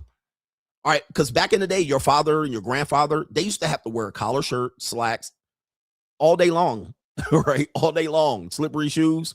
Because if they didn't, do-rag wearing ass niggas, people will prejudge you. And so it wasn't that they dressed better because they wanted to dress good. It was because they dressed better because they didn't want to be treated less than a man. And if you've been treated less than a man, you do rag wearing ass, tank top in public, big baggy basketball shorts wearing ass niggas. Well, it's because it's the way you dress. And again, you guys want a world to be done the way you want to do. Well, it shouldn't be that way, but it is that way. When I dress down, I get treated as such. When I dress up, like it's a showstopper. Like people watch and they know when you got on not expensive clothes, but good clothes. Because they look at your pants, they looking at your slacks, they not draping all over the shoe. Okay, you're walking and then and your slacks is hitting right and they can see your motherfucking pimp socks underneath. They're like, damn, nigga got extra pimp socks. All right, girls be like, what socks are those? You lift them up. I got some socks. All right, lift them up and they're like, oh, those socks are crazy great. They know. And it don't take that much money. I know it, guys, you guys pay more in basketball shoes than weed. Okay.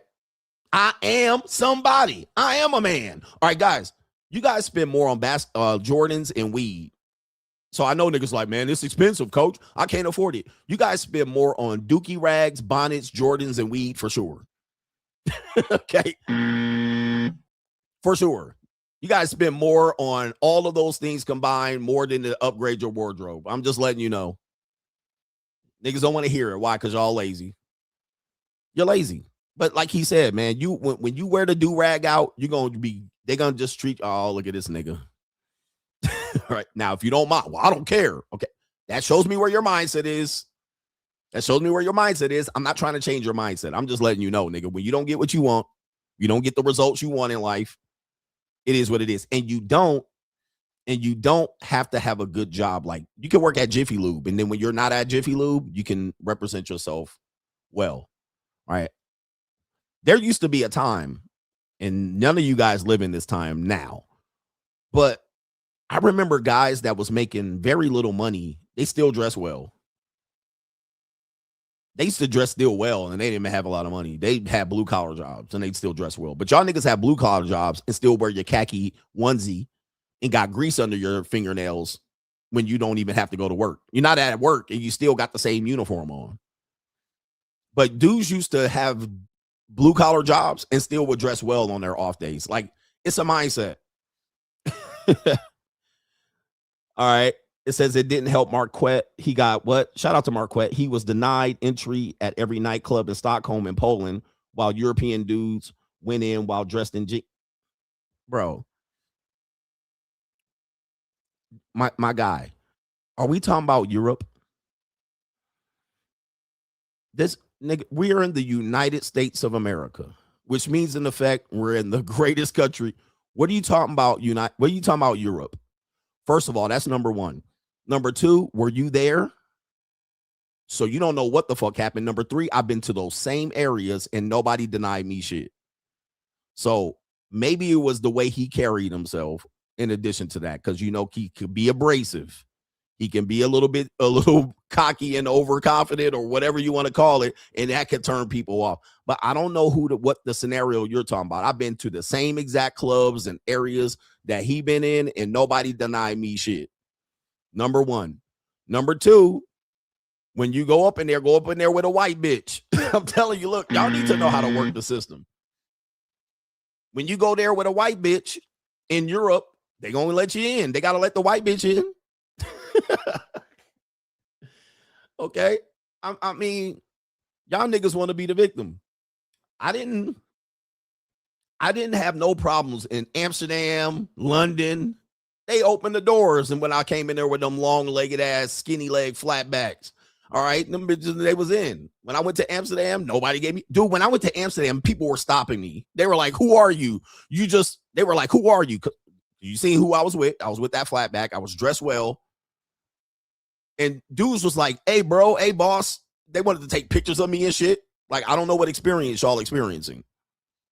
I don't know what y'all experiencing, but I don't experience what Marquette experienced. I don't know what he did. I can't tell you. I don't know the story. He says, I'm giving out way too much money. My assist in local game. I know, man. But again, like I said, we're separating ourselves. There's a lot of red pill loser niggas in here. There's a lot of red pill rager niggas. There's a lot of misguided and undecided niggas in here watching me live. There's a lot of bitch ass niggas watching me. There's some haters. There's some bosses in here. There's some people who want to become better. There's some excuse making niggas in here. There's some rich niggas in here. Like, we got a wide variety of people in here, but I'm really trying to encourage y'all that it's a mentality. Boss up is not just a phrase. It's a lifestyle. It's a mindset. Money mindset, blue chip mindset. We live in that shit. It's the best thing going in the coach gang. It's the biggest group of the coach gang. It's bigger than even the YouTube viewers.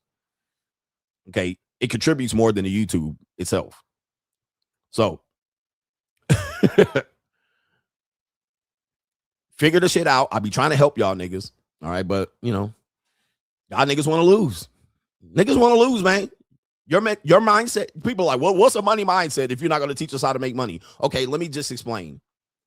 You have a loser mindset. Look at the results. Now, a loser mindset, the result is broke. A money mindset, the result is success. So we don't have to tell you step by step how to make money, bitch ass niggas. But a loser, I don't have to tell you step by step how to be broke, but your loser mindset is going to result in you being broke. Right? That's what we teach in the money mindset. And we expose you to shit with professional people that make presentations. I don't know what to tell you. I'm not here to save you niggas, man. Y'all want to be broke and dumb and make excuses and talk about Marquette. Shout out to the Saint in the Center about some scenario I don't know shit about. I don't know what to tell these men. These men are goofy. These men are goofy today, bro. And I had to, by the way, I had to learn to separate myself from the male space and only support men. I had to separate myself from the male space and only produce content for men. When I made that distinction, when I had that epiphany, I was supporting the male space. The male space is full of fucking losers. I was like, I had it wrong. I was defending males. What I needed to do was formulate my content to inform men and create men. Okay. Because what the male space was becoming a rest haven for hoes. Bitch ass males, complainers, whiners, losers, ragers. And I said, I need to get out of that space and get into the space for men, because those are two different spaces. And what I started to do was rage them, the boss up mindset, my website, the whole heel turn and all of that shit. What did I started doing? I started putting myself with videos with women. Did you see the comments on these videos? Did you see the views on these videos? That was an example. That was all intentional, by the way. Anybody that watched the money mindset, knew this was coming, because I was telling them I'm going to start doing this. I'm going to start doing that. They knew it was coming a year in advance. So it wasn't just that I started putting videos with women, but I was like, I'm going to start traveling, showcasing, putting me videos with women. Guys, the comments in those videos show it was predictable. Just like that guy said, the Adam Sandler thing and the luxury brand, it was predictable. I said it was super predictable that a group of these men would go above and beyond to shame me for doing that. And I was like, completely predictable. That's why the male space and men had to be separated. I had to separate myself from that. And it was intentional to do it, to draw attention to it, to see your predictable comments and reactions. And I was like, that proves that the male space is full of bitch ass men. He said, I was like, I need to separate myself from that group of people. And the best way to do it was to get them to unsubscribe, to rage them, to showcase, to brag, to have conversation with women. I'm just show that. And they went in there and they motherfucking lost their mind. And I was like, that's why I got to separate myself from that group. Okay. Somebody said creators are gaming the algorithm to get AdSense payments. Yep. And what do? They create content for males. They don't create content for men. They create content for males. And they try to get the algorithm to enrage you, to hate women, to never really improve you. And I stopped doing that on Instagram. I don't know if you guys have noticed that. You follow me on Instagram? I stopped making those reaction videos to women saying stupid shit. I stopped doing that. I was like, I'm not going to do that. It made me think about how I need to make content over there. It was a little tougher, but I was like, I'm not going to do that.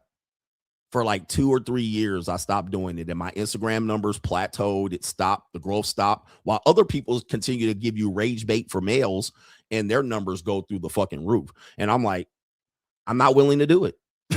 All right, I'm not gonna do it. I'm not gonna post those videos to get you guys to react that way. I'm like, I'm not gonna do it. It was intentional. So as a result, though, even though they do that, I still make more money than them. I still make more money than them. It's across the board. I'm like, that. Why? Because I focused on men. I focus on getting information to guys and creating groups. Money Mindset is 3 years old. Locals, the JUCO streams are 3 years old. It's been 3 years. It's been 3 years. A lot of these guys still thinking, oh, he just pitching this and nobody be over there. Press 1 in the chat if you're part of the local streams for the last 3 years. I mean, we're 3 years and going. 3 years and rising. Money Mindset is 3 years in. 150, damn near 150 episodes. Do the math. 52 weeks. 3 years. 150 streams. And that's just the streams that I saved. There were more streams that I didn't record.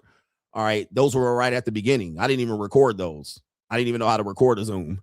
All right. Or actually, I think I was on YouTube at the time. It was YouTube.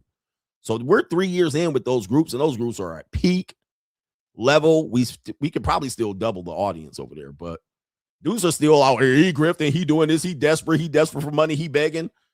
If you only fucking knew, man. If you only fucking knew. So I was like, I don't have to rage bait. Yeah, locals price is about to go through the roof, by the way. But I'm going to try to grandfather. The reason why locals hasn't gone up, because I haven't figured out how to grandfather the people that are already in. As soon as I figure that out, locals is going through the roof. But once I figured out as a content creator I didn't have to produce rage bait for broke men and complaining ass men and red pill ragers and MGTOWs. And once I figured out I didn't have to produce content for them, I can produce content for men, put it behind a paywall, and enrich the men. It's way more lucrative and beneficial to me. It was way more. But broadcasting to bitch ass males was way less lucrative. All they did was get me demonetized, banned, shadow banned, the platform, hated. I was like, I don't need to do that type of content no more. We can actually provide something of value and showcase this, the whole thing about tricking and all that. You guys are missing it. I was like, you guys are just way fucking lost. And I was like, 3 years later, it became the norm. I was ahead of the curve. But y'all can still do that. That's why I thought when Myron and Andrew Tate got together with that one guy, the stiff guy, and then those gay dudes, those maggots, and they got together and they got in that nightclub and they was kicking girls out of the damn section and talking about these girls wouldn't normally do this. When I saw that, I was like, I need to get out of the male space.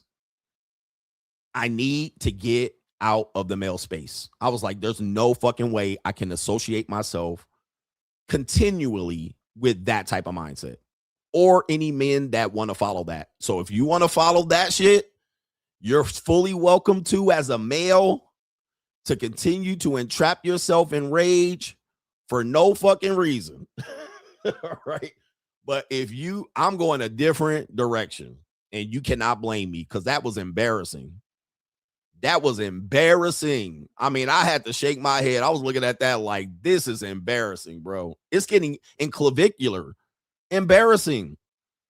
It's embarrassing, man. I'm like, I'm not associated with any of these people, bro. Nor do I want to. I don't give a fuck about the views. It's embarrassing now. Men have become embarrassing. Men are become embarrassing downright. Like, I can't even, the red pill don't even have no more teeth. It's just embarrassing. Like, I'm like, nope, I'm out of there. I'm done. Cancel me from the Manosphere, please. Do not. I know I'm still going to be guilty by association, but I'm like, there's no fucking way, bro, that men have de-evolved to this particular quality. This is what entertains you niggas. This. Kicking, and then they said ugly girls. I'm like, nigga, y'all can't even fuck them girls that he was kicking out of the section. You can't even fuck those girls. You would wish to fuck any of them girls. There ain't no fucking way. They was calling them ugly and 6s and 5s and regular and mid. I was like, oh my God. I was like, this is getting bad. This is getting bad. I'm like, they're really just feeding males at this point who are losers and have a loser mindset. I was like, shit. Separate me from the pack. I'm all alone. I've conquered the red pill in an extent that everybody copies me at this fucking particular point. There's nothing of value that I can add to the particular loser male audience at this point. You either want to be a winner or move the fuck on. It's sad as fuck. It's sad as fuck. Y'all becoming a sad sack group of men. You men are the new fucking women. Men are the new fucking women. It ain't even close. And you fucking stunted development niggas that can't even get dressed today. It's getting fucking sad. It's getting damn sad. You guys will fucking defend loser shit all day. Anyway, if you really want to know what time it is, that's what time it is. Men have become tragic for sure. The Ever What podcast, the whatever podcast still got y'all rage baiting OnlyFans bimbos. Them women, you're never going to fuck those women, just so you guys know. You're never fucking those women. I'm going to fuck them 100 times over before you even get a chance to fuck any of those women. And don't tell me you don't want to fuck them, because you got a jerk off problem too. So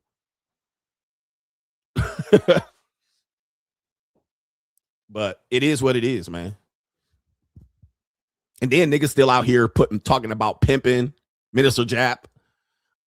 Y'all still praising pimping. It's tragic, bro. You know what? Pimping is going to get you 15 years in fucking prison. They're putting pimps in prison, nigga, for 15 years on one charge. Do you understand me? Like, come on, man. Well, tricking is illegal too. Show me the arrests. Show me all the arrests. Show me the motherfuckers getting arrested. Show me. They ain't going on a sweep, arrested niggas off seeking arrangements. All right, it ain't happening. You got renegades. You guys know what's going on. Y'all guys still trying to bring pimp culture into red pill. Sad. It's a sad fucking state, bro. Y'all not. And by the way, none of y'all niggas ever going to be a pimp. That's the funny thing about it. None of y'all niggas are ever going to be a pimp. You're never going to put a hole in a blade. You're never going to have a bitch walking a carpet in your name. You're never going to brand a bitch with your name and get her to tattoo your name on her neck. You're never going to turn a bip dollar. You're never going to have a bitch bring you $1. You're never going to check a trap. You're never going to do any of these things that you want. We need to bring this back. You're never going to do any of these things. You're never going to have bitches work at the strip club and at the bars dancing for you. You're never going to do any of these things. None of these things that you study these niggas talking about, you're never going to do. You're never going to have your girlfriend sell pussy out of a motel. You're never going to do it. You're wasting your fucking time, man. You're wasting your time, bro. It's never going to happen. So following these isms and these pimp modes and these pimp mindsets, you're going to do none. None. You're never going to pimp slap a bitch. You're never going to put a bitch in check. Niggas out here talking about you a square and you a L7. What are y'all talking about, bro? Y'all all corny ass niggas. Y'all all corny. Y'all all squares, nigga. Y'all all 9-to-5ers, clock punchers and shit. Talking about pimping. Talking about some pimping. All right, shit. Y'all using all this pimp lingo, nigga, checking in, clocking in, badging in and shit with your lanyard.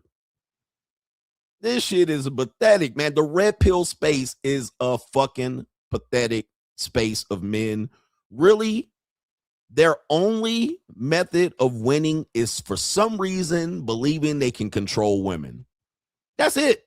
You guys are trying to handicap women as much as possible. It ain't gonna happen. That's your only way. If we handicap these bitches and get them off the internet and take their phones, we can win with them. Oh, my Lord.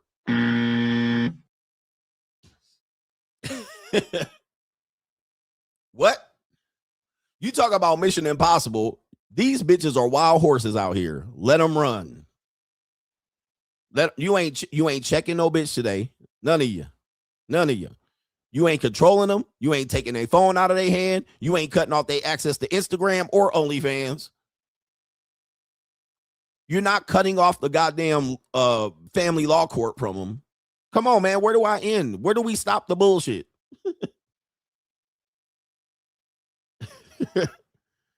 Yeah, we ain't. Sharia law is gonna start. There's no Sharia law.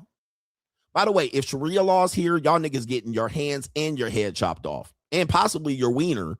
All right, so it ain't just the women that's gonna get checked on Sharia law. Y'all niggas gonna get hand the way y'all niggas steal. Yeah, none of y'all will have fingers during Sharia law. Right? None of you niggas will have fingers. All of y'all niggas will be walking around with stubs at the end of your fucking forearm. All right, if Sharia law was here. Because y'all niggas gonna get chopped the fuck up. And the way y'all out here starving and looking at women's asses. All right, y'all all getting your fucking eyes gouged out and heads chopped off. All right, so I don't know what the fuck y'all talking about. He said they still care about women. They still care about them. But their only means to win is to control them. And I'm like, guys, that ship is sailed. That ship is sailed. You cannot control American women anymore. The only way you can control them is literally build a business and hire them. They will show up faithfully.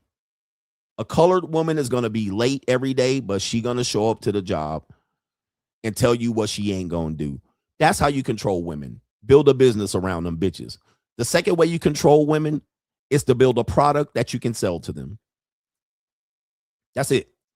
And you will have pussy in abundance. Them bitches will be showing up at Ulta and Sephora and motherfucking Bed Bath & Beyond and motherfucking the yarn. What is it? Michael's Yarn and Arts and Crafts. These bitches will be at the Bed Bath. And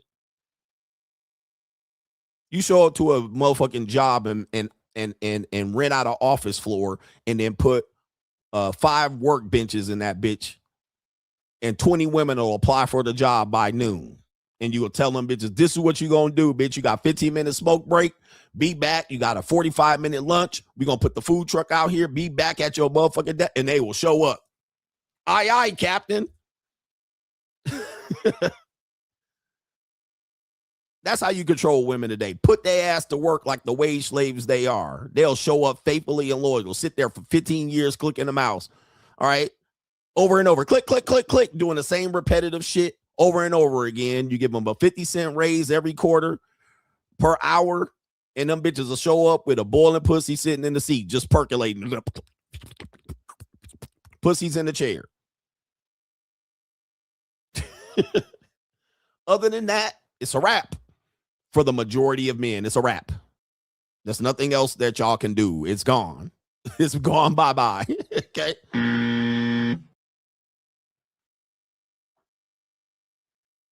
Anyway, enough about that. That covered a couple segments. Key himself, I'm tired of all this fun, peace, and freedom. I need to get a fat chick pregnant so I can leave a legacy and be remembered 5K years from now. Genghis Key is in the building. Genghis Key. Shout out to you. Anyway, what do we got? What segment are we going to replace? Well, we got King Foot 6'8" the Great that we need to talk about. One, it's the evil world we live in, and then we'll do the main event.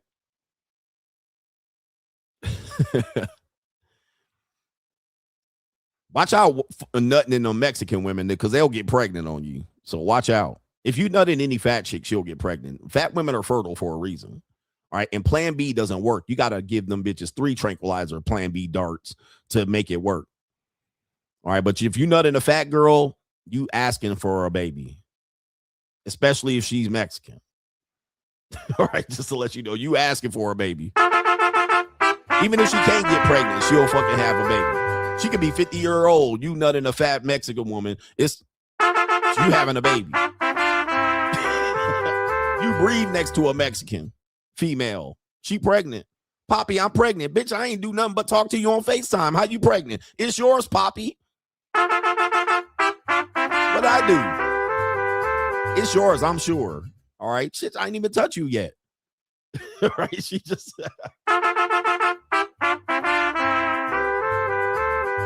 I just FaceTimed you. All right, we didn't even meet yet. But it's yours, Poppy. It's yours. You're my baby daddy. All right. Oh, okay. And it be yours too. You go do a DNA test. It's yours. You're like, how the fuck this happened? There's a video that I wanted to show you, but I can't show it. There's this I'm gonna call her a Mexican, but you know, all them people from Central America are Mexican. All right. Shout out to everybody in Guatemala and Honduras and El Salvador. Y'all Mexican. So I know y'all don't want to hear it, but y'all Mexican. Anything Nicaragua, anything lower than that, Costa Rica, those are all motherfucking South Americans at this point. Panama. All right. But let me just tell you this. Como está? Muy bien, y tú? And de donde eres? And cuantos cuestas? And que ahora. All right, but that's neither here nor there.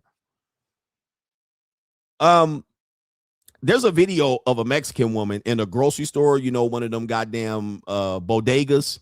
She in a bodega in the camera. She's standing there like this. She pregnant. She in a tank top and basketball shorts or soccer shorts. She just standing there. I can't show it on YouTube, but she just standing there. And then all of a sudden, the scene flips. She lie down like this, and a baby squirt out from her pussy. It just went. It just squirted out. No goddamn epidural. No labor, no hospital, no motherfucking, we ain't checked the pulse. She just literally was like, oh, she felt something here. And she laid down, and then she was like, and it went ploop, right out of there. And she picked it up, and all the Mexican girls toward the steak are wrapping the baby up. I was like, nigga. And y'all want to open the borders in the United States? Nigga, hey, they can pop a baby out like that. They could just squirt one out. Just squirt them out. A Mexican to squirt a baby out like that, just in the middle of the store. She didn't even look pregnant. She was just standing there like holding her back like she didn't even see no pregnancy. She probably was pregnant for 2 days.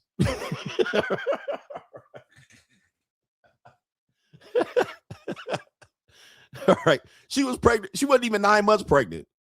She just thought about being pregnant. And she was like, full grown baby. I was like, damn, the Virgin Mary. All right. Mary, mother of Jesus, right there in the goddamn grocery store aisle. I can't even show it to you on YouTube. I said, Lord have mercy. I said, yo, the baby said, orderly vato, and got in the goddamn 64 Impala. All right. And he started writing Threse everywhere. I said, shit. I said, man, Lord have mercy. I don't think we can keep up with this type of goddamn fertility and ingenuity. This might get out of control. All right. Anyway, goddamn. But let them in. Open up the borders. They deserve to be here. All right, shit. In 25 years, we'll be all say orderly vato and que onda and quello que and que ape que pasa. Real quick. Ole como vas. Anyway, where we at? It's the evil world we live in. We got King 68 the Great. Somebody said it was probably AI. I don't know. It probably was, but it was crazy to me. All right. King 68 the Great makes an appearance on It's an Evil World We Live In. It's an evil world we live in. All right. It says King 68 the Great says he's done sleeping around with women. Now he's selective, only sharing his energy with women he considers high value. This is an example of what men have. You know, they say, well, King 68 doesn't have to do this, so I don't have to do it. First of all, that's false doctrine. You're not 6'8". Neither do you have a tattoo on your neck that says King. You're not Pookie. You're not Ray Ray. You don't have no, I mean, people are going to criticize him. They say he ain't got no game. Nigga, you don't got to have game. You're 6'8". All right.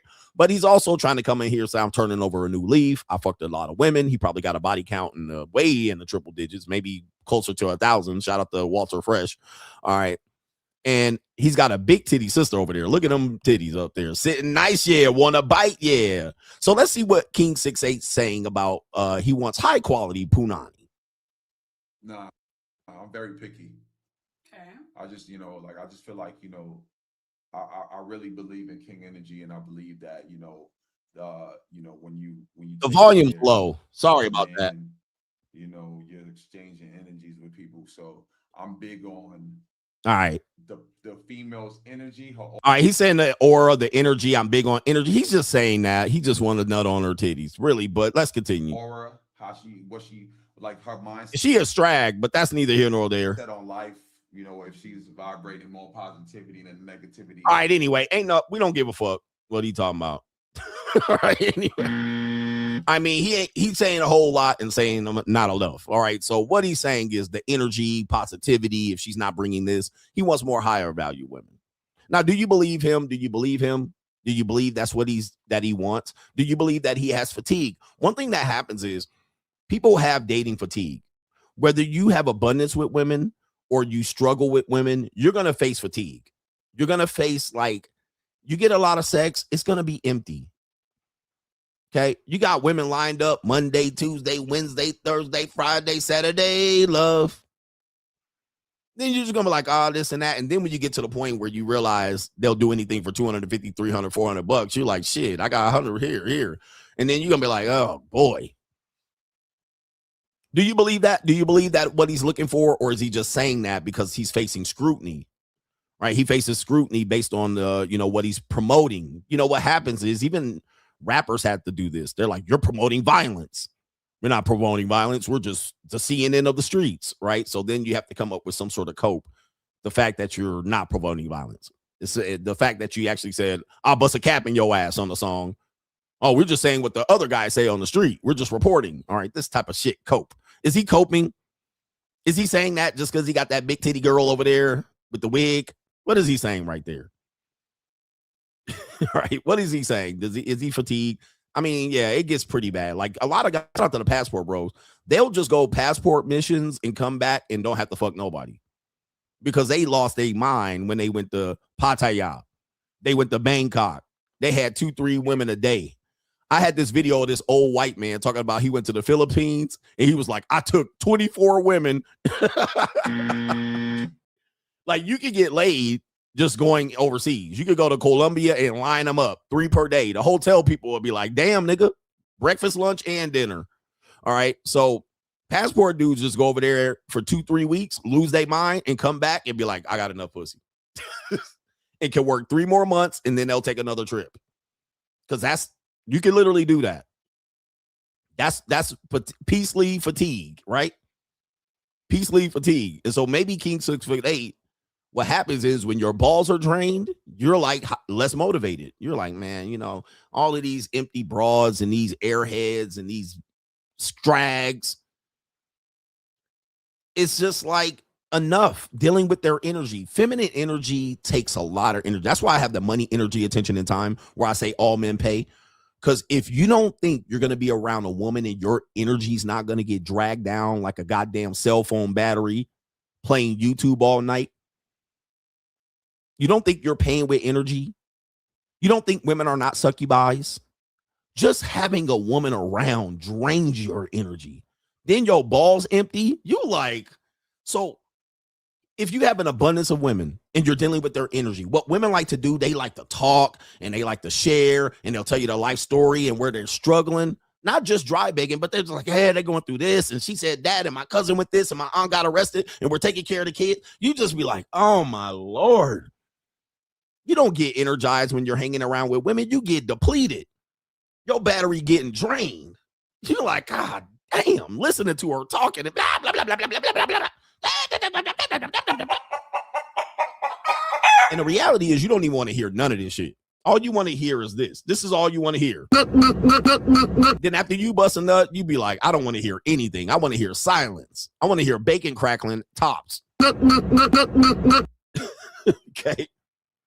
We really don't want to hear it. So when you bust a nut and you try to fall asleep and you passing out and she just talking, and then what happened was, and then you're like, oh my Lord.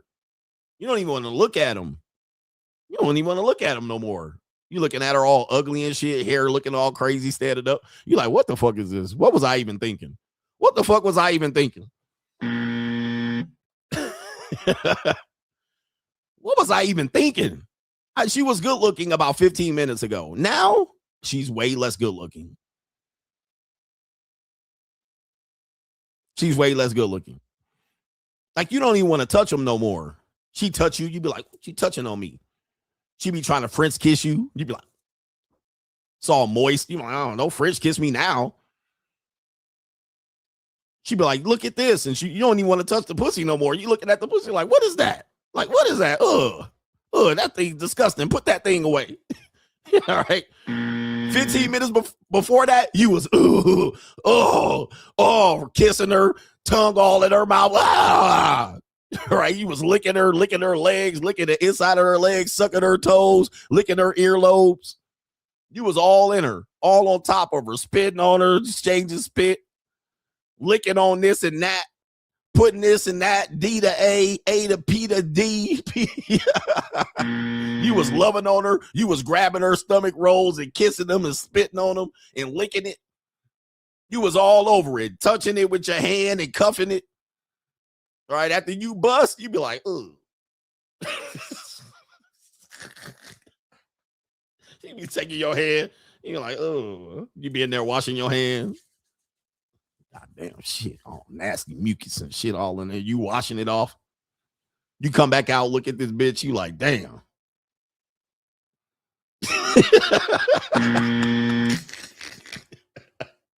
Like, damn, I really was all over that, huh? I was doing the most with that shit. Press 1 in the chat if I'm not lying. Hey, ladies getting the lesson right now. Ladies getting the lesson. These ladies are like, why y'all like that? I can't tell you, man. We're animals. We're fucking dogs. I'm a dog. I'm a mutt. We definitely don't want to hear you talking. Definitely just probably leave. You know what I mean? Like, probably best bet is to pack your shit up. Like, can you leave? All right. Just spare us the expense of just further hating you and shit. All right. But ladies, I'm going to give you, here's the thing I'm going to tell you. Ladies are like, well, what do I do? I'm going to tell you what you do. You shut the fuck up. Give me 20 minutes. All right. 20 minutes. I'll be back. I'm just in the stage, ladies. I'm just in the stage where the Incredible Hulk, I was motherfucking David Bruce Banner for a minute. Regular, calm, mild-mannered nigga. Listening to your bullshit. Then I turned into the Incredible Lusting Hulk. And I done went Hulk smash on your motherfucking ass. Now I'm at the point where I'm coming down from the Hulk, right? And I'm in the corner and shit after I done tore shit up and destroyed the city. And then I'm in the corner and then I wake up and see what I done done. Oh, did I do that? All right. But then I got to remember, I got the fucking monster in me. So I need to get to the point where I remember I got the monster in me, where I'm not ashamed to say, well, I can't help it. You know what I mean? Like, but in the meantime, if you would produce a bacon sandwich for me, maybe we can resolve all of this shit and you can win me back over sooner. But let me recover from this and let me get off into this nap real quick. I'll be back. Give me a sandwich. I'm explaining a lot here, but I'm just trying to help the people understand. You too, ladies. And yes, even your husband feels this shit too. All right. Anyway, we got King 6'8" the Great again before the main event. King 6'8" the Great said, I always say King 6'8", but it's just King 6'8". King 6'8" the Great, in the same interview, hopefully it's louder, says that most women don't want to deal with real men in 2026. 26, a lot of times the average woman is not dealing with a real man. I know within 10 minutes of speaking with a woman what type of man, caliber of a man they deal with, because a real man corrects if they have like standards and they have like, boundaries. When a woman is not speaking correctly, they correct that. And I feel like a lot of men in this generation, they lack that. They're comfortable with women being in their masculine. Yeah. And that's the problem. I'm somebody that if a woman is speaking in a specific vernacular that I perceive as masculine, I'm going to correct them and be like, look, I don't like that you say that, don't say that. Like, that's not, that's not ladylike. Certain girls be talking like twin, is that the third? I correct it and then it makes me know the level of men they dealt with. So I know you haven't dealt with a real caliber man that's going to say, look, this is what you say. This is how you talk around me. I mean, let me just say this, and I mean no disrespect to King 6'8" the Great, but nobody gets out of here alive. Everybody gets to work over here because you're looking at the King of Kings. But let me just say this. I say the similar thing, but I'm not 6'8". Okay, so women ain't listening to me, right? So he's saying nothing new, but because he's who he is, it's kind of like a pretty woman. When a pretty woman speaks, everybody listens. He's attractive to the women. He has a what women desire, so they're listening to this shit. But he's right, yeah. Even when it comes to him, when he's in his masculine, bitches still don't want to listen. So I always tell you, man, don't think women want masculine men around. They'll say they want masculine men around. They need masculine men. But when they're ready to rebel, they're going to rebel. And that's what he's dealing with. They're not going to listen. They don't want to be put in check. They don't, like I just said earlier, putting them in check and them listening. Those days are gone. Now, what they'll do is they'll once they fucking run it, paint themselves in the corner. Once they're at their wits' end, they will humble themselves for a slight period of time. And most of the time, you're going to be able to get the pussy, right? So they'll humble themselves, but they still got to think they can go out there and do it. And then when they're at their wits' end, they'll listen. So he's dealing with that. You guys deal with it. He's saying women don't like masculine men. They need masculine men to an extent, but they're pretty much wanting to defeat masculine men in the patriarchy, but they still have a need for it. Yeah, man. I mean, it is what it is. He's right. But he knows that too. And really, people say, well, women use you for your money. They're really using him for his looks, right? Or, or his desire or what they find attractive about him. He's tall and he's decent looking and he has tattoos and he got a tank top on. Yeah, this is a strag and a fat white bitch's dream. All right, this is a low quality skeezer's dream. These are the same women that will sell me pussy, will go over there and get hammered by this nigga, right? So, and we know this, and you should accept this. You should accept this. That's what it is. But even he's having problems with women listening because really they just want him for what he is. They don't want to listen to this nigga. I'm pretty sure they don't want to listen to him. Like I'm telling you, you would think that they would listen to him and he can put them up on game. I can almost guarantee you if he is not sitting there with that camera and letting the women choose on him, when he's not doing that and he's trying to put them up on game and tell them this, the bitch is still running around on him too. Like he can't be like, okay, I'm gonna put you up on my game. You're gonna be my girl. I'm gonna check your phone. And they ain't listening to that either. They're like, look, just motherfucking give me that 6 foot energy, 6'8" energy. And that's it. They ain't not listening. And even this bitch sitting over here right here, she like, what the fuck this nigga talking about, bro? Get out of here. Hey, just put me on the King 6'8" shit. And that's it. She don't care about nothing else. Look how she looking. She don't care about nothing else. She like, just drop the dick off, really. And shut the fuck up. Hey, shut the fuck up. People think, man, I'm telling you, man, people think that women listen to this nigga. Right. I'm gonna tell you, they don't listen to shit he talking about. You think they listening to him about how to start a business, start a YouTube channel, get their money right? They are not listening to that shit and be more feminine.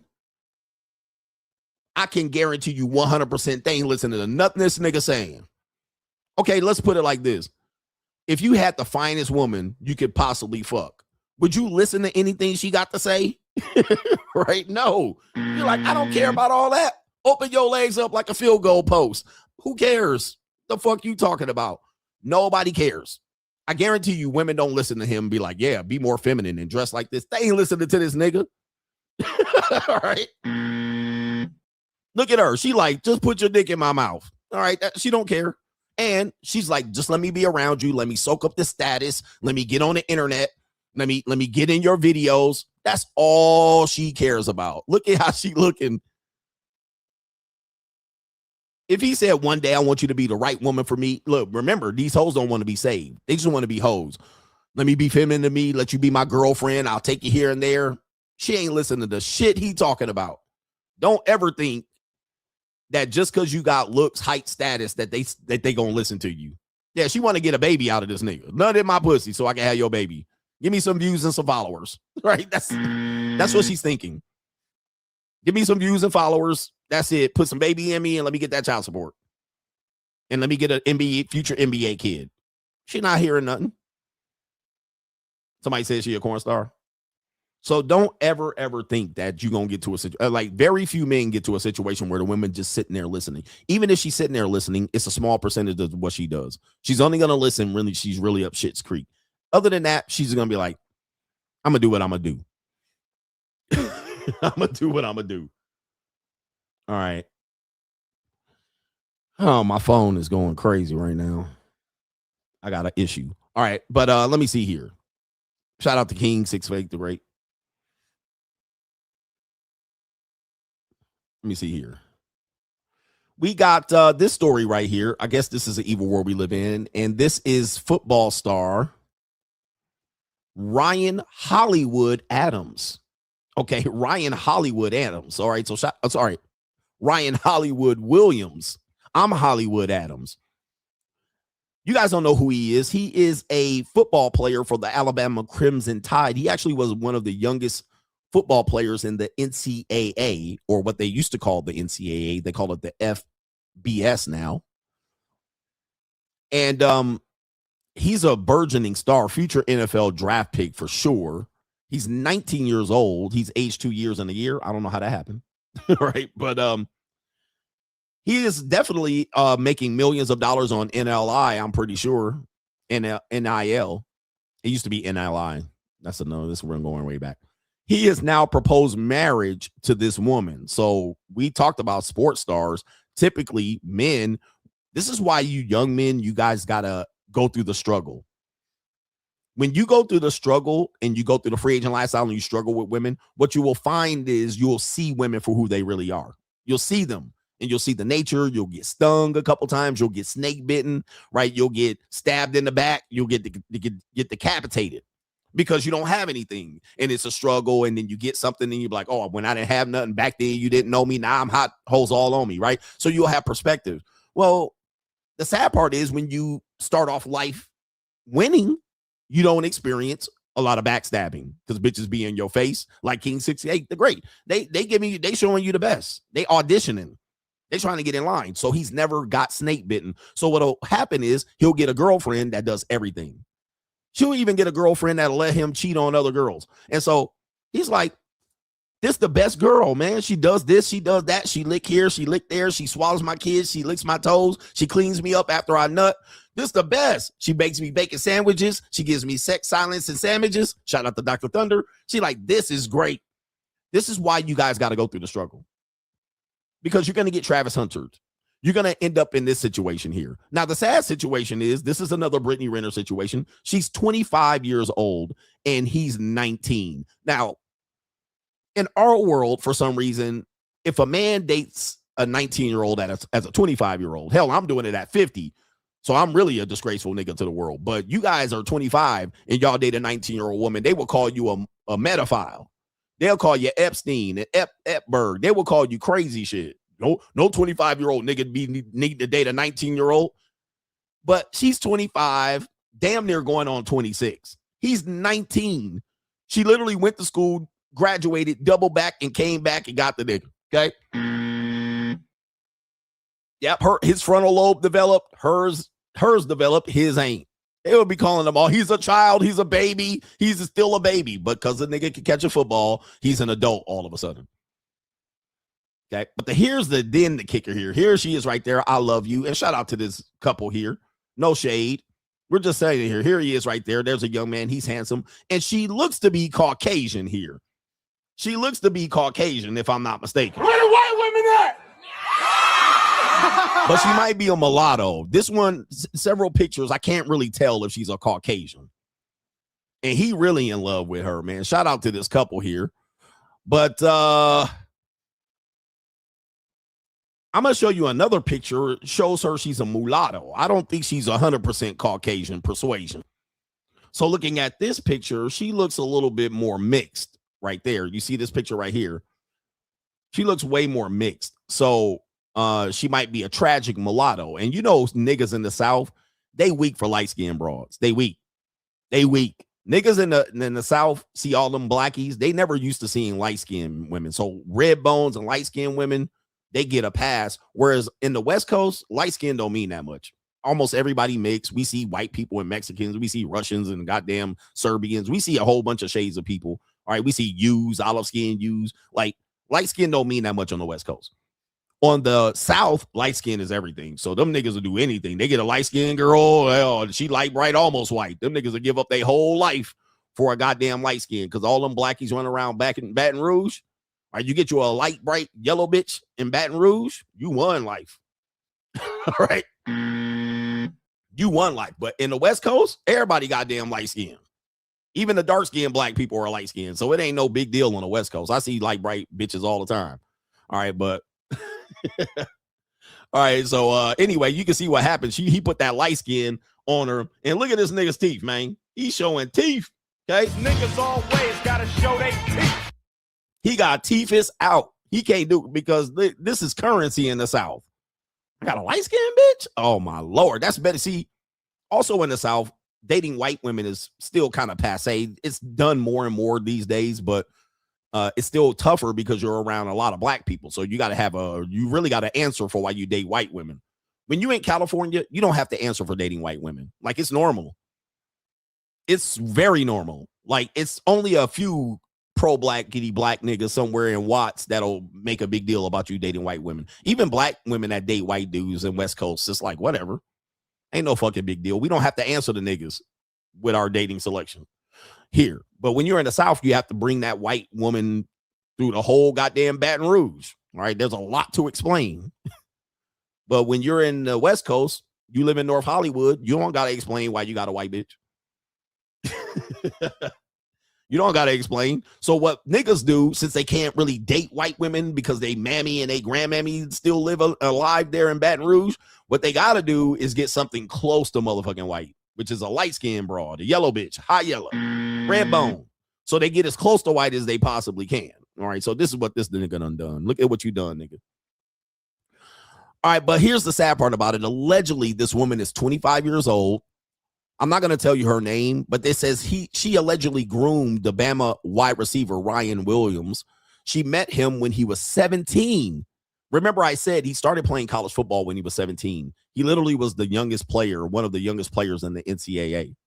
All right, so, but she met him, and so by my math, she was 23, possibly maybe a student still at the school. We don't know, or she may have previously, I think she probably graduated from the school, and then he came in as a freshman. She met him when he was 17, and now they're engaged. That would be a predator. If a guy did that, they would be calling them all kind of Epstein pedophiles. They would be calling them all kind of Epstein pedophiles. That's crazy. They would be like trying to throw her. If a nigga graduated from college, came back, and then he started dating a college freshman, right? They would be like, nah, especially black people. All right, white people can get away with that shit, but black people, they seem to would have a problem with that.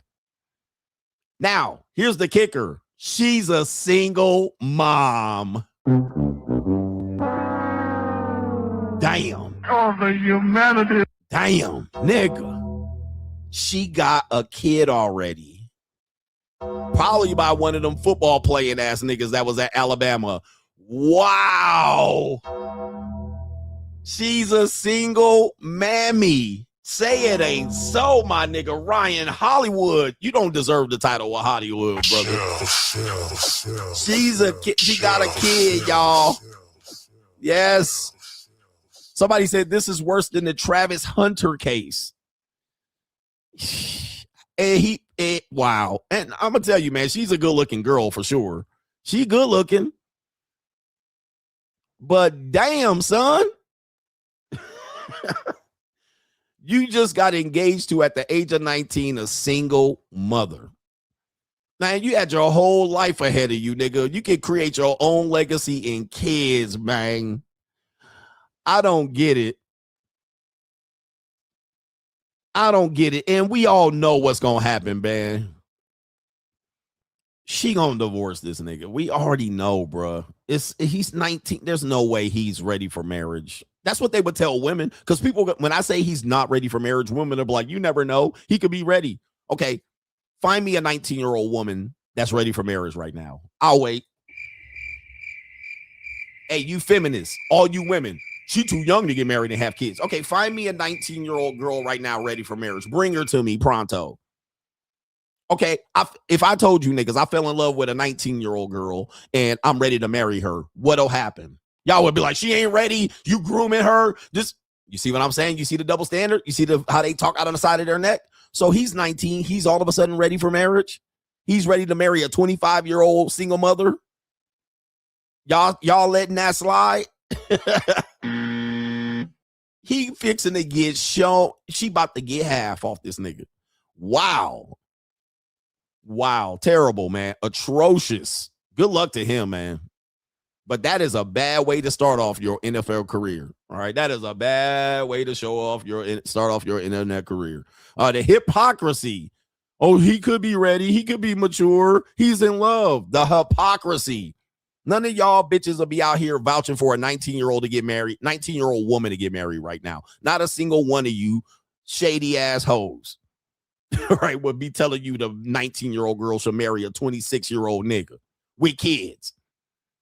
Pro Mansplainer says being rich isn't everything, but allows you to be miserable on a better side of town. What kind of life do you like? All right, do you want to shed tears in a Rolls Royce? Because you're going to cry no matter what.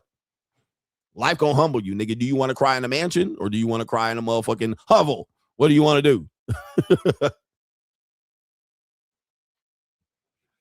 Shout out to our brother. No government name says, thank you for the lessons, coach. Shout out to you. And then we got the main event coming up here. I got a few more that I need to get acknowledged. Shout out to our brother. Caitlin says, what's up, coach? Russell Wilson is still a simp for marrying Sierra, but I'll give him credit this time. Technically, a Super Bowl ring is harder to achieve than a wedding ring. A wedding ring for him is easy for a woman to get because they got a punani. He says, even when they're not a virgin, ecclesiastically. All right, ecclesiastical virgin. Just get an ecclesiastical virgin, a conservative, a traditional conservative woman. Maryland guy says, social proof is a real thing. If you ever had a woman check you out at the gym, it's amazing how fast other women check you out too. I've seen it myself. Yeah, when I have women in town and I'll we'll go to the gym because they'll be here when I got my training. When I walk in there with her, dude, all them bitches start looking in. They looking at me, checking me out. It's sad, but it's the truth. Now, again, they're not looking to take her place. This is what guys have to understand. Now they can see you because, women need social proof to realize if you're a predator. If you've always by yourself and they see you checking them out, they're not going to look too much unless they're really, really interested. So what happens is a woman is going to validate that you're safe, right? You're trustworthy, you're commitment worthy. Then what'll happen is they'll start looking in interest, not in interest, in to see who you are. All right, let me see who he is and why is she with him and what does he got and who is he? Who is she? She's way more attractive than I thought he can get. Maybe I don't measure up. All right. Maybe she started looking at herself like, damn, I thought he was checking me out, or I thought all these niggas was checking me out, but he has a girlfriend. The girlfriend looks better. The girlfriend looks worse. All right. So, there's going to be a lot, or maybe he's a good guy. So they're not looking at you to take. They're just looking at you like, okay, he's verified. And he says, Preston says, most kids would have been here if men had to approve. He says, the men I know all have kids by women that said they didn't want kids. To keep a nigga baby is real. Shout out to you. To keep a nigga baby is real. Avery says, Uncle Sam with the tax return. So you sent me a donation. Eric Scott Sermon with the support as always. Thank you, sir. We're going to fire it up over here. Fire it up. I was trying to get out of here in 3 hours, but look, nigga, right? It's impossible. I'm going to have to format the show for 2 hours and stop fucking rambling. All right, let's see here. We got Ram. I went on a date a few years back, and I remember innocently asking her what her dress was. I think you meant dress size. I felt bad and was embarrassed, but one of the first 3 questions she asked me is, what do I do for a living? The double standard men have to deal with. Shaking my head. Yeah, man, I don't know. Ladies, are you here? Stop asking men what they do. All right, bitch, find a creative way to have a conversation. Okay. But just saying, what do you do for a living? What do you do for work? I get it, man. You're measuring the guy up, but be respectful, bitch. All right. Be respectful. So what do you do for work? You lazy fucking bitch. All right. You can't got no conversation. You don't know how to ask a nigga. You don't know how to get the fucking information out of them. All right, Jesus Christ. Niggas, you too. Like this is like if you want a woman to send you a picture, send her a picture. And then ask her to send her a picture back. 9.9 out of 10, 9 times out of 10, she'll send the picture back. Watch this. If I just say, send me a picture to a woman, guess what's going to happen? She's going to be like, what kind of picture? Bitch, a picture of your face, goof ass bitch. I talked to 100 women. I need to know what this text thread looked like. But then she's going to balk. And what type of picture? A naked picture? What are you trying to do?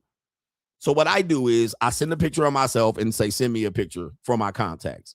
She sends a picture. It's no problem. She never asked what type of picture. She sends it. This is a way you get people to do something and influence them without putting a guard up. Now, if a woman asks me what I do, I'm going to put a guard up. What do you do for a living? What do you do for hobbies? This is a dumb bitch. All right, at this point, hold on for a second. Let me see if I can do this sound effect right here. You see that? That's a stupid bitch. All right, you're not gonna get no answer out of me. I'm gonna just make up some shit. I work in e-commerce. Right? I'm gonna just give you the basic answer. I ain't gonna tell you where it is. I work from home. I work in e-commerce, bitch. Now, what the fuck you do? You count beans for a living. Congratulations. Oh, you in between jobs. Oh, you laid off. You unemployed. You sell pussy. What the fuck? Does it matter, bitch? Right? Yeah, I work in sales. Selling what? Shut the fuck up. You don't need to know. You only need it. All right. But e-commerce to me, or I'll work in tech, e-commerce, they don't know what the fuck it is. What do you sell? Shut the fuck up, you goofy ass broad. Shout out to Faisal. I was watching yesterday's replay at work and I was sniggling like crazy when you were describing women working at offices and pretending to type. He says, this donation is for making me laugh. Shout out to you. Is it for Faisal? That is a co-sponsorship. Okay. Shout out to you right there. Pretending to work as. I'm rich, bitch. Shout out to you. What do you do for a living? I deliver pizzas. I've used that one and that pisses them off. I deliver pizza. Dressed in a suit. You don't really deliver pizzas. Well, bitch, if you ain't gonna believe me, why you asking? Yo, next question. All right. This is what you do. Guys, you want to know how to solve these problems? This is what I'm gonna tell you.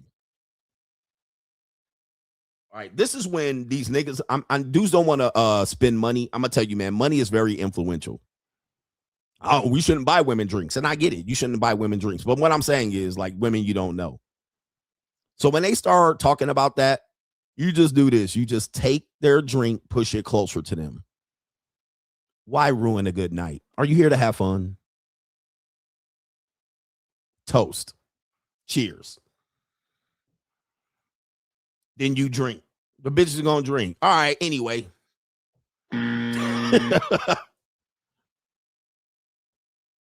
How them Lakers doing? You guys got to control the conversation. Them little bitches will give you the third degree. Well, I don't want to waste time. I want to interview you. Man, you just get the drink. All right, toast this bitch. Hey, toast to a good night. Let's have a good time. Are you here for this shit? We ain't got no time for this. Have a drink. Drink it up. All right, put the drink down. Put your hand on her fucking thighs. Pat her thigh like this. Put your hand on her thigh. Pat her thigh. Bitch, we here to have a good time. Enjoy. Let's talk shit about some other people. All right. We ain't no goddamn job interview. All right. Just relax. Sit back. Sit back. Relax, bitch. Let your titties sit back. All right. Bitches out here. Let your titties relax. Your shoulders all tense. Why your shoulders so tense? All right. Your shoulders all tense and sit. Is your bra too tight? What the fuck's going on? Your titties too tight? What's up? Titties need to let out. Let your titties out. You can go to the bathroom, let your bra out, put your titties out. All right, anyway. All right, Brandon says, ordered both of the books from the website, but couldn't find the discount code. Well, there isn't any for that one. He says, anyway, I appreciate everything you continue to do. Salute to the GOAT, Lord Ling Khan in the building. Appreciate you, Brandon. Thank you for ordering the book. Shout out to our brother YouTube Trash Talker says, I have 4 Cadillacs, coach. I feel called out. He says, I don't park on the lawn, though. Shout out to everybody with the granddaddy caddy. We have a woman, Candy says, I didn't realize it was rude to ask. I thought most men were proud to say what they do. Commercial real estate, radiologists, financial analysts, robotic engineers. You dating bitch ass niggas. All right, that's what you dating, Candy. I feel good. Look at this bitch ass about nigga. Candy. I feel good. Woo! About Candy. All right, all them niggas you talking about right there are broke ass niggas. All right, I'm a commercial real estate agent. Them niggas get one commission check per year, nigga, and they gotta live off that shit. All right, I'm a radiologist. I ain't radiologist, financial analyst. What the fuck is that? I'm a financial analyst. I look at financial charts. I'm a robotic engineer. All right. Yeah, them niggas gonna talk about that goofy ass shit, acting like they all important. If I had that job, nigga, I would be dozing off sleeping, doing that boring ass shit that they doing. All right. But I feel good. Woo! About Candy. Candy dating some bitch ass niggas. All right. Commercial real estate agent. Nigga. All right.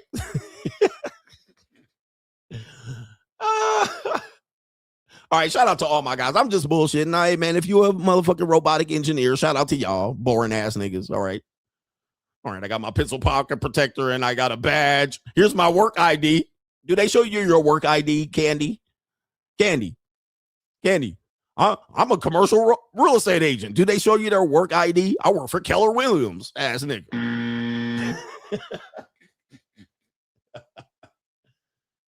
I thought men like to talk about what they fucking do for a living. No, we don't. Not to no dizzy ass broad trying to find out how much money I'll make a year. Trying to measure me up. Hey, ladies and bitch ass niggas, nobody likes to talk about work when they relaxing. If you find a nigga that want to talk about work, okay, when you outside at the bar holding a drink, this is a dumb, dim-witted ass nigga. Look, man, I'm telling y'all, do I have to educate you people, okay? If you talk about work and I'm chilling, smoking a cigar, holding an old-fashioned, looking at fat titties and ass, and I'm talking about work, nigga, get the fuck out of my face, nigga. And you too, Candy, get your light-skinned, green-eye ass out of my face. All right, I don't want to look at you. Do you think I want to talk about with your pretty ass eyes? Do I have to want to talk about motherfucking analyst? All right. Guys, this is not how you network. Talking about work. What do you do, ass nigga? This nigga grilling me about what I do at work, and I'm trying to look at titties. Get out my face, nigga. You see these girls walking by? You see I'm chilling, nigga, relaxing? Nigga want to talk to me about this and that. I don't want to talk about none of that shit. Hey, Candy, you green-eyed bandit. Nobody wants to talk about work, especially when you're successful. What the hell, bro, man? What are we talking about? And then she want to talk about it. I'll do this and that, and I'll do this and I do that. I don't give a motherfucker. I got a degree. I got a goddamn doctorate. I'm an MBA. And I want you to NBA dribble these balls in your teeth. Can you do that? All right, just don't bite. Don't matter, just don't bite it. I want to see what those lips look like wrapped around my dick. That's what I'm thinking. While you talking about your goddamn degree and how much you traveled.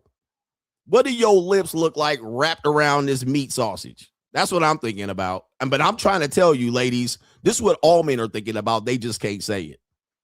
I want to see them big DSLs licking my shit up and down until I say stop. That's what I'm thinking about. And I'm thinking about how fast we could do it, or if I actually want to get a relationship out of you to do it more. All right, but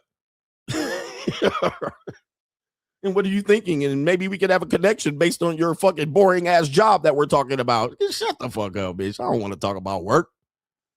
I don't want to talk about work to no nigga or no woman.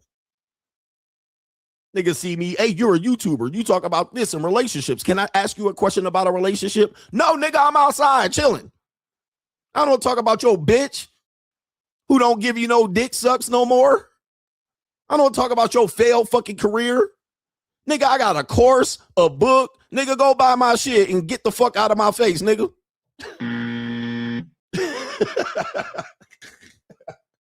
I don't talk about the red pill and I do a podcast with Myron. Get the fuck out of my face. You see me out here chilling, eating dinner and shit. This nigga want to talk shop to me. Hey, man, remember on that one podcast you said, I don't remember a goddamn thing I said. What podcast you talking about?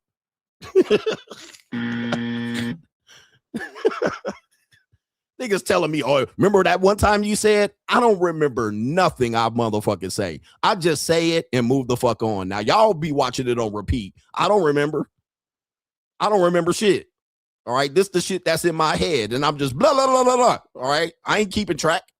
All right, y'all the one watching the shit over and over on YouTube and Instagram and TikTok.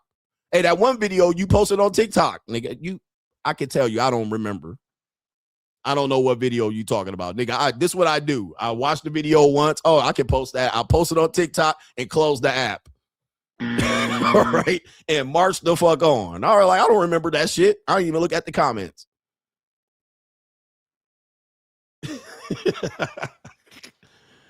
All right, Jesus Christ, people, y'all so boring. Y'all don't know how to relax.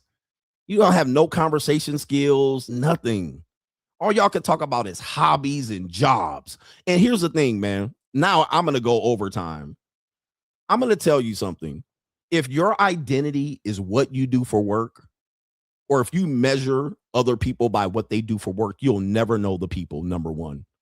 You'll never know a person if all you can do is measure them by who they voted for, what they do for a living, their educational background, their race. You gotta know nothing about them. You're not learning anything. What they do for hobbies.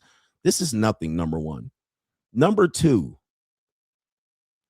soon as you lose any of those things, then you really feel worthless. You lose your job. Your whole identity was your job. Now you feel like a piece of shit. Now when people ask what you do, now you feel worthless because you can't tell them what you do. Well, I did this before and I transitioned to this. I'm in between jobs, so I feel down. So for me, my value is none of those things. That's not my value. My race is not my value. My religion, not my value. By the way, this is chapter 3 in the free agent lifestyle. This is chapter 3 in the free agent lifestyle. Chapter 3 says, don't box yourself in. Go read my book. Stop boxing yourself into these categories, because what you will find is that's all the fuck you are. If all you talk about is racial issues, that's all the fuck you are, is that black nigga talking about racial shit. If you only could talk about religion, you only that religious person. That's all I'm going to remember you by. And then when you come back around, I'm going to be like, here come this Christian nigga, want to talk to me about Jesus. Okay, I don't want to talk about this nigga. If you wanted to be like, I'm this and I got this job title, that's all the fuck you are.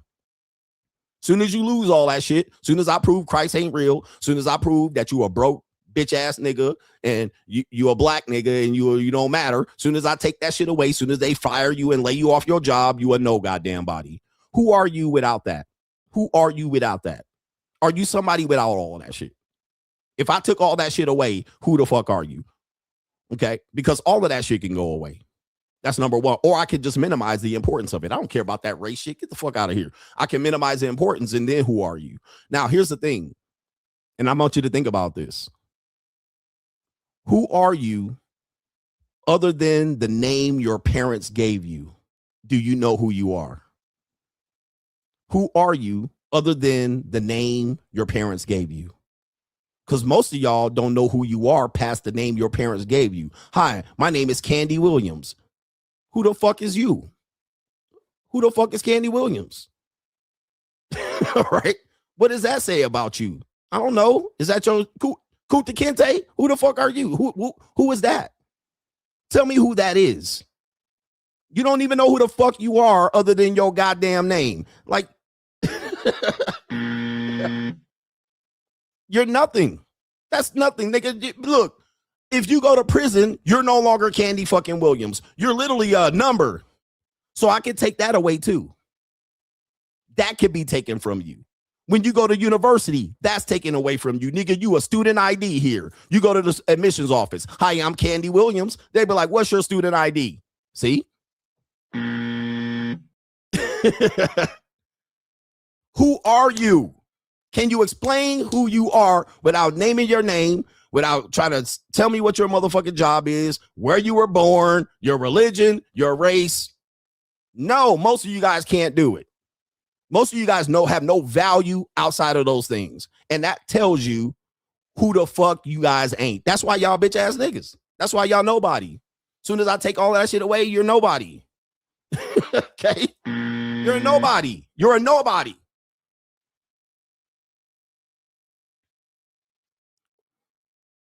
That's all identity government owns. An identity people gave you. Who are you outside of that? Niggas, y'all don't know. You don't even know, nigga. You can't even hold court without all of that shit. When I go outside, I don't tell motherfuckers I got YouTube and I'll be live streaming. I don't tell bitches I got all of this from live streaming on YouTube. I don't even tell them none of that shit. I let them feel who I am without knowing none of that shit. And then they find me. They be like, oh, you came across my TikTok. I looked you up. One woman said, shout out to my girl Adita. She said she found out who I was. This is how she found out. She didn't even know. And I fucking was examining her guts and her tonsils. All right. I clapped her motherfucking cheeks up a couple times. She never knew who I was. I never told her I was a YouTuber. I got a podcast and I got 2 fucking plaques. Never even told her that shit. I never even told her none of that shit. You know how she found out? We went somewhere and I bought something and my name was on the receipt. My name was on the receipt. She took it back to where she was. She flew back and she Googled the name. That's how she found out. That's how she found out. And she be in the live chat too. Sometimes I'll be seeing her ass in there. Another chick found out who I was, clapped her cheeks up several times. And then one day she saw my college degree on the wall. She didn't say nothing then. She went back home, Googled me, and then she found out I was on YouTube. And then she came back, clapped her cheeks again, and she was like, I got to tell you something. I found out who you were.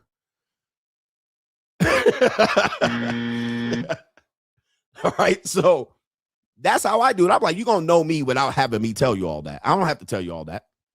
I'm me, motherfucker. You either like me or not. You either open your legs for me or not. I ain't got to prove nothing to you, motherfucker. All right, but she found me on the receipt. All right, anyway, and motherfucker was in there Googling me because I'm Googleable. Anyway, are you Googleable, nigga? This is going to be a long fucking show. I got a coaching call here coming up. I was supposed to be off the show already. Shout out to Rosie Poppy says, yo, coach, been gone for a while. And to implement what I've learned, moving from Miami to Houston, bought a house and got out of debt. Resubscribe to the Money Mindset. I changed banks so the payment lapse. He says I'll be back on Sunday morning. Money Mindset. Credit is almost at 700. 0 credit card debt. Always on the JUCO stream. Shout out to Rosie Poppy. Enjoy. Him says 51st birthday. Shout out to the mods, Rusted Junk, KT King, and Sizzo. And the gang from a breakup to 9 to 5 to slave self-employment. Single, own a home, 3 vehicles, boss up. Blue Chip Wednesdays helped out a lot. Join the Money Mindset. Join it now. Thank you, CGA. Boss up. Happy birthday to you, HIM. 51st birthday. Shout out to Tonio Ocasio. Says so many of these beta and virgins and normies have no clue what is going on out here. I visited my cousin last December and we were talking about age preference. And he did the simp math move saying, why can't you date women your own age? He is clearly a virgin at age 30. You know, another normie thing, shout out to you, Tony, is I was listening to these young people talk about age gaps. And it was obvious. I'm telling you, it was like 2 women and 1 man. They both were working in retail, making sandwiches and coffee and shit. But I have just had my shit eating there, so I was listening to them. One of the girls was a nice looking young woman. She was between 19 and 21. And I know she fucks older guys. But both of them, they were holding normie court. A normie number. Half your age plus 7. That's normie age gap bullshit.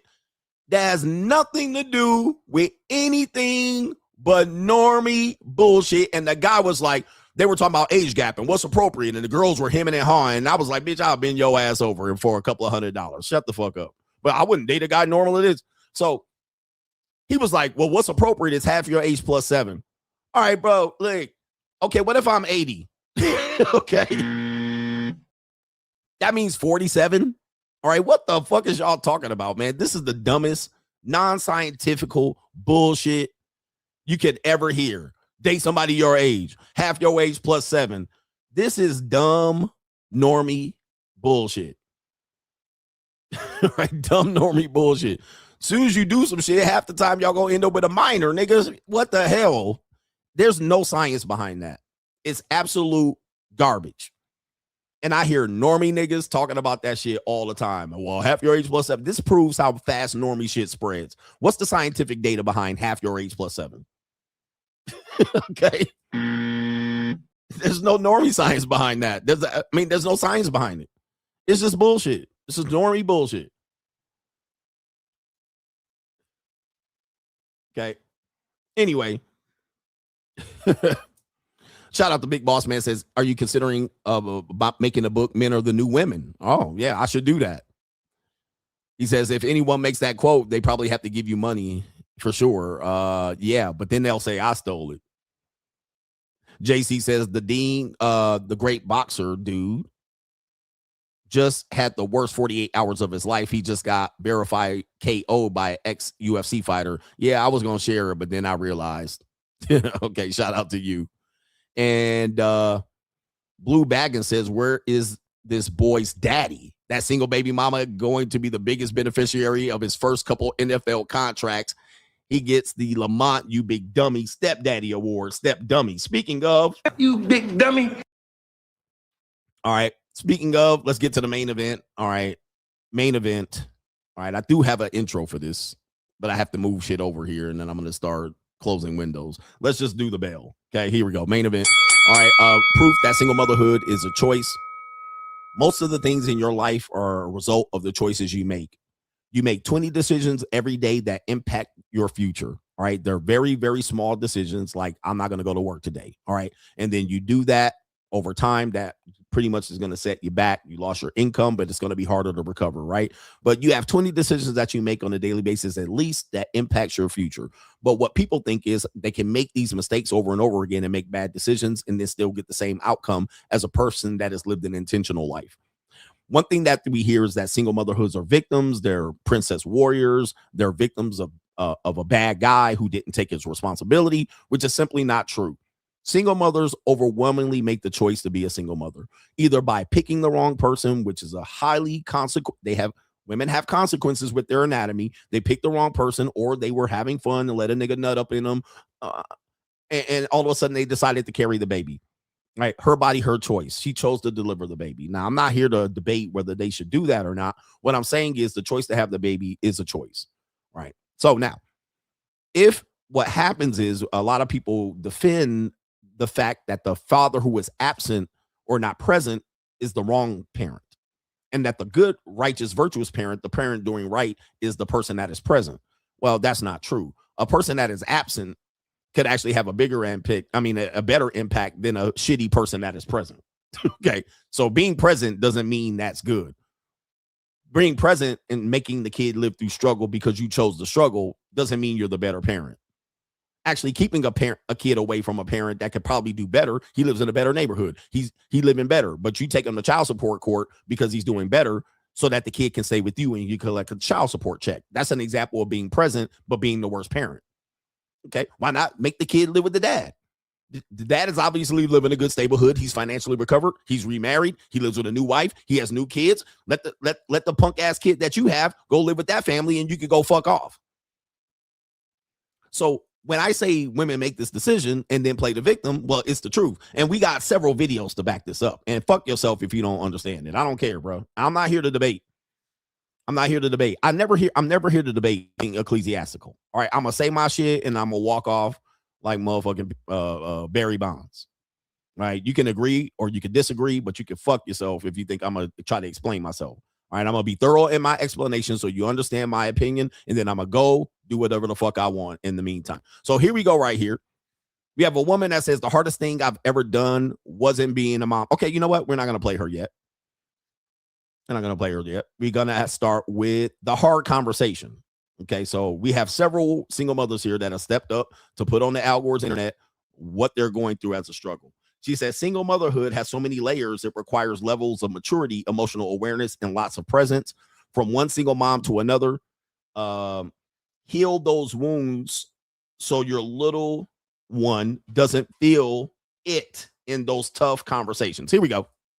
Play the video. The hard conversations of being a single mom up until about 2 weeks ago. I decided to part ways with my child's father about 3 years ago, and for the longest time, I carried the weight of thinking I was the one who broke up my family. But in reality, I was the one with enough courage to walk away from what wasn't building but breaking me. She was only 2 when we separated, and I convinced myself she wouldn't remember a 2-parent household. But now she's almost 5, and the questions have started rolling in. Why don't you and daddy live together? I can be daddy's girlfriend. And the crazy part is, it couldn't have come at a better time because I'm no longer answering from anger. I'm answering from a place of peace, and that's the difference. Sometimes the real work of single motherhood isn't just leaving. It's healing enough to have the hard conversations without bleeding onto your child. Okay, so in my question here, she had a lot to say. Would you say she's a victim of being a single mother? Would you say, oh, poor her? She's a single mother because she has to be. I heard I chose to leave the man. And the reason she chose to leave the man, it was no longer serving her. But was it serving the child? Is the man in a better situation to have a relationship with the child than you are? You made that choice. You made the choice because he was no longer building for you. But what could he have been a good father? Yep. Could it have served the kid better? Obviously, because the kid's like, where my daddy at? All right. All right. And then CGA, once the woman turns 18 to 25, now I got to be her daddy. Get him, daddy. All right. I got to solve her fucking problems because you have an absentee, because you chose to leave the father. So that's an example of me proving that that's a choice. That's not a victim. She clearly chose to do that for her own selfish decisions. All right. We're going to go to the next one here. We got another woman here who says you're allowed to start over, to outgrow old versions of yourself, and to still believe that good things are coming. All right. So we got this one here. All right. What she's saying is true. But of course, starting over, they always want to get a do-over here. Here we go. Going through divorce while navigating being a new mom again has been a lot. Starting over with a 6-year-old and an almost 1-year-old feels like living 2 different mom lives at once. And in the middle of all that, I'm trying to figure out who I am again. There were days when imposter syndrome had me in a chokehold. Like, who do I think I am to start over, to dream big, to want more, to share your story? There's this fear of being too much and not enough at the same time. But I had to remind myself, if God trusted me with this new chapter, then I am qualified for it, period. As much as the situation hurt me, I refuse to let it cripple me. I still believe in love. One day I know I'll open my heart again and find something healthy, safe, and soft. But in the meantime, I'm healing and falling in love with myself first, my own company, my own growth, my own reflection. When I stop and really look at everything I've accomplished in such a short period of time, I'm proud of me. I got my own place. I'm raising 2 beautiful kids. I'm rebuilding my life from scratch, and I'm still showing up. My birthday was amazing, and it reminded me I'm surrounded by people who truly love me. By the way, friends, remember when I said women only have one way to dress and it's like a skeezer? Is this how you're going to work? Okay, this is a work outfit, a church outfit, and a goddamn nightclub outfit all in one. Okay, look, the world keeps proving me right, and y'all niggas keep stealing from me. I'm gonna hear y'all talking about this shit a year from now, bro. It's this one outfit for every goddamn thing. Brunch, one outfit for the nightclub, one outfit for church and work. God damn. And by the way, look, I'm going to just tell you, man, everything she's saying is a choice. Did she say divorce twice? Ring the bell, bro. Ring it. I think she said divorce twice. I might be wrong. And then having a baby in the middle of second divorce, Jesus. Family, my babies, and this community that pours into me every single day. We're so hard on ourselves as women. I'm thinking there's 2 baby daddies. I might be wrong here. And as moms, we think we have to bounce back, level up, be healed, be successful, be unbothered immediately. But the truth is, it's okay to be a work in progress. It's okay to have days where you're struggling and still be proud of how far you've come. This is me giving you permission to start over as many times as you need to. As many times, just keep starting over. Just keep doing it. Going through divorce while navigating being a new mom of 2 pending divorce. Mom again. Maybe she didn't say 2 divorces. I'm wrong. She do have her feet out though. But ecclesiastical and manifest. Those sound like decisions, man. And I'm guarantee you, I know women like that, they broke. I mean, I pap out a lot of girls in that situation. All right, because she's young, she's under 30. These women come over here in binds, in shambles. All right, they be coming over here. I can't make my car payment, daddy.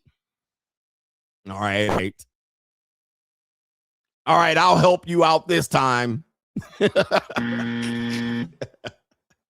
Thank you so much. And then all of a sudden, two minutes later, not even. All right, anyway, let me stop. Let's go to the next one here. We have this woman here. We got this woman here says, how I'm paying my bills with no man. Oh, boy.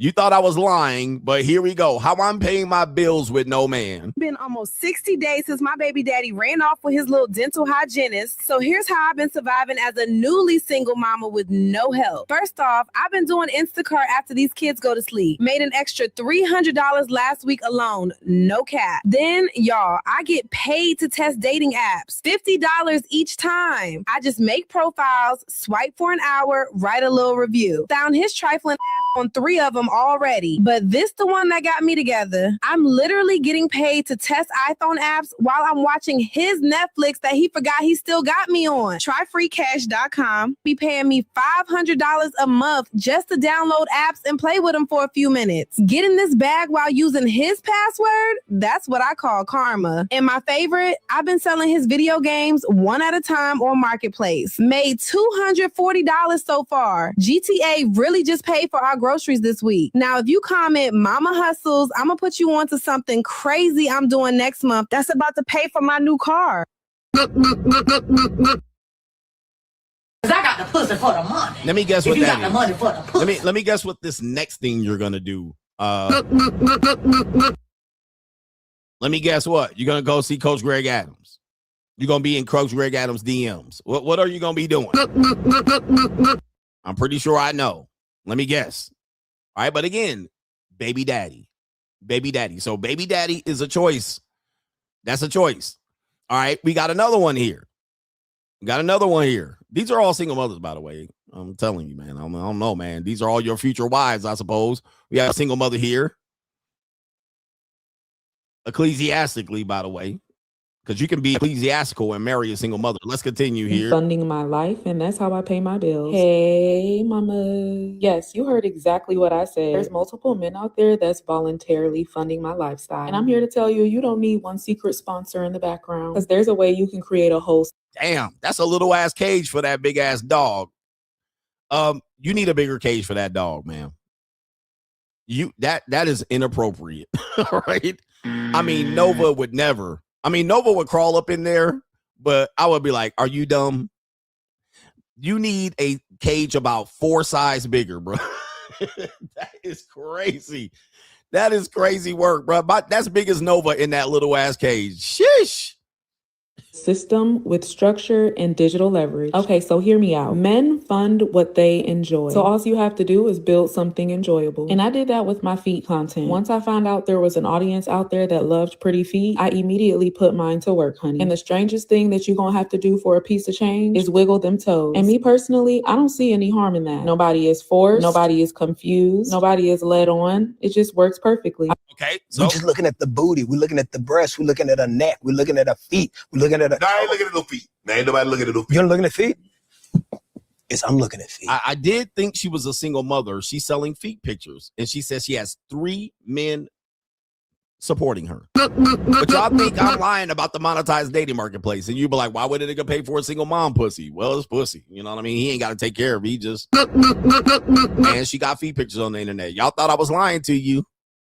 And y'all thought when y'all mama was young like that too, she wasn't hoeing, but she was. Okay, we got several more here. We got another one here. We're going to give you some white women so the black women don't think I'm picking on them. All right, let's give you a white woman in the scenario. So let's see if we got a white woman here. Ecclesiastically, a white single mother is up to. Here we go. By the way, these are all choices. These don't sound like victimhood. 6 kids, 4 custody schedules, and 2 single moms. Hey, we're Elena and Hannah, and we're choosing to live together right now during this season of single motherhood. Single motherhood is wild because no one tells you how loud the silence gets. We wake up every day and we're everything. The mom, the dad, the comfort, the discipline, the provider, the one who figures it out even when we're exhausted. Some days we feel unstoppable. Other days we're crying in the bathroom, whispering, please let us be enough. Oh, the humanity. What I tell you guys again, I kind of painted that scenario. A lot of times they will act like they're a princess warrior, but they be in shambles and tears. All right. 1 minute they're like celebrating, and then the next minute a bill comes through and they crying in the shower. All right. Don't ever believe that they're just 100% just like, oh, we're happy being single. And now they're having female single mom communes now. Single mom communes. Now that we got 6 kids, 2 custody schedules, 2 baby mamas. All right. And a whole bunch of child support going around. I'm pretty sure. And still coming up short at the end of the month. Okay. And the crazy part about it all, our kids will never know how many nights we stayed up worried, how many times we went without, and how many versions of ourselves we had to outgrow just to survive. Okay. Why couldn't you be surviving with the fathers?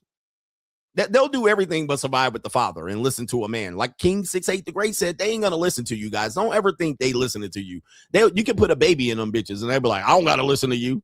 Okay. But they'll go without eating bologna sandwiches, acting like they struggling, selling pussy and feet pictures, struggling, crying, working 3 jobs, Uber Eats, DoorDash. I mean, they'll do everything, bruh, but to listen to a nigga. I mean, it's crazy. AKA, it's a choice. They want to do what they want to do. They want to be free, independent. But independent, no, you're not independent when you're living with another divorcee. Okay, at all. Single motherhood didn't break us, it stripped us. And then it rebuilt us into someone we barely recognize in the very best way. If you're a single mom watching this and you feel behind, you're not behind. You're doing the work of 2 people. Oh, you're doing the work of 2 people by choice. With one heart.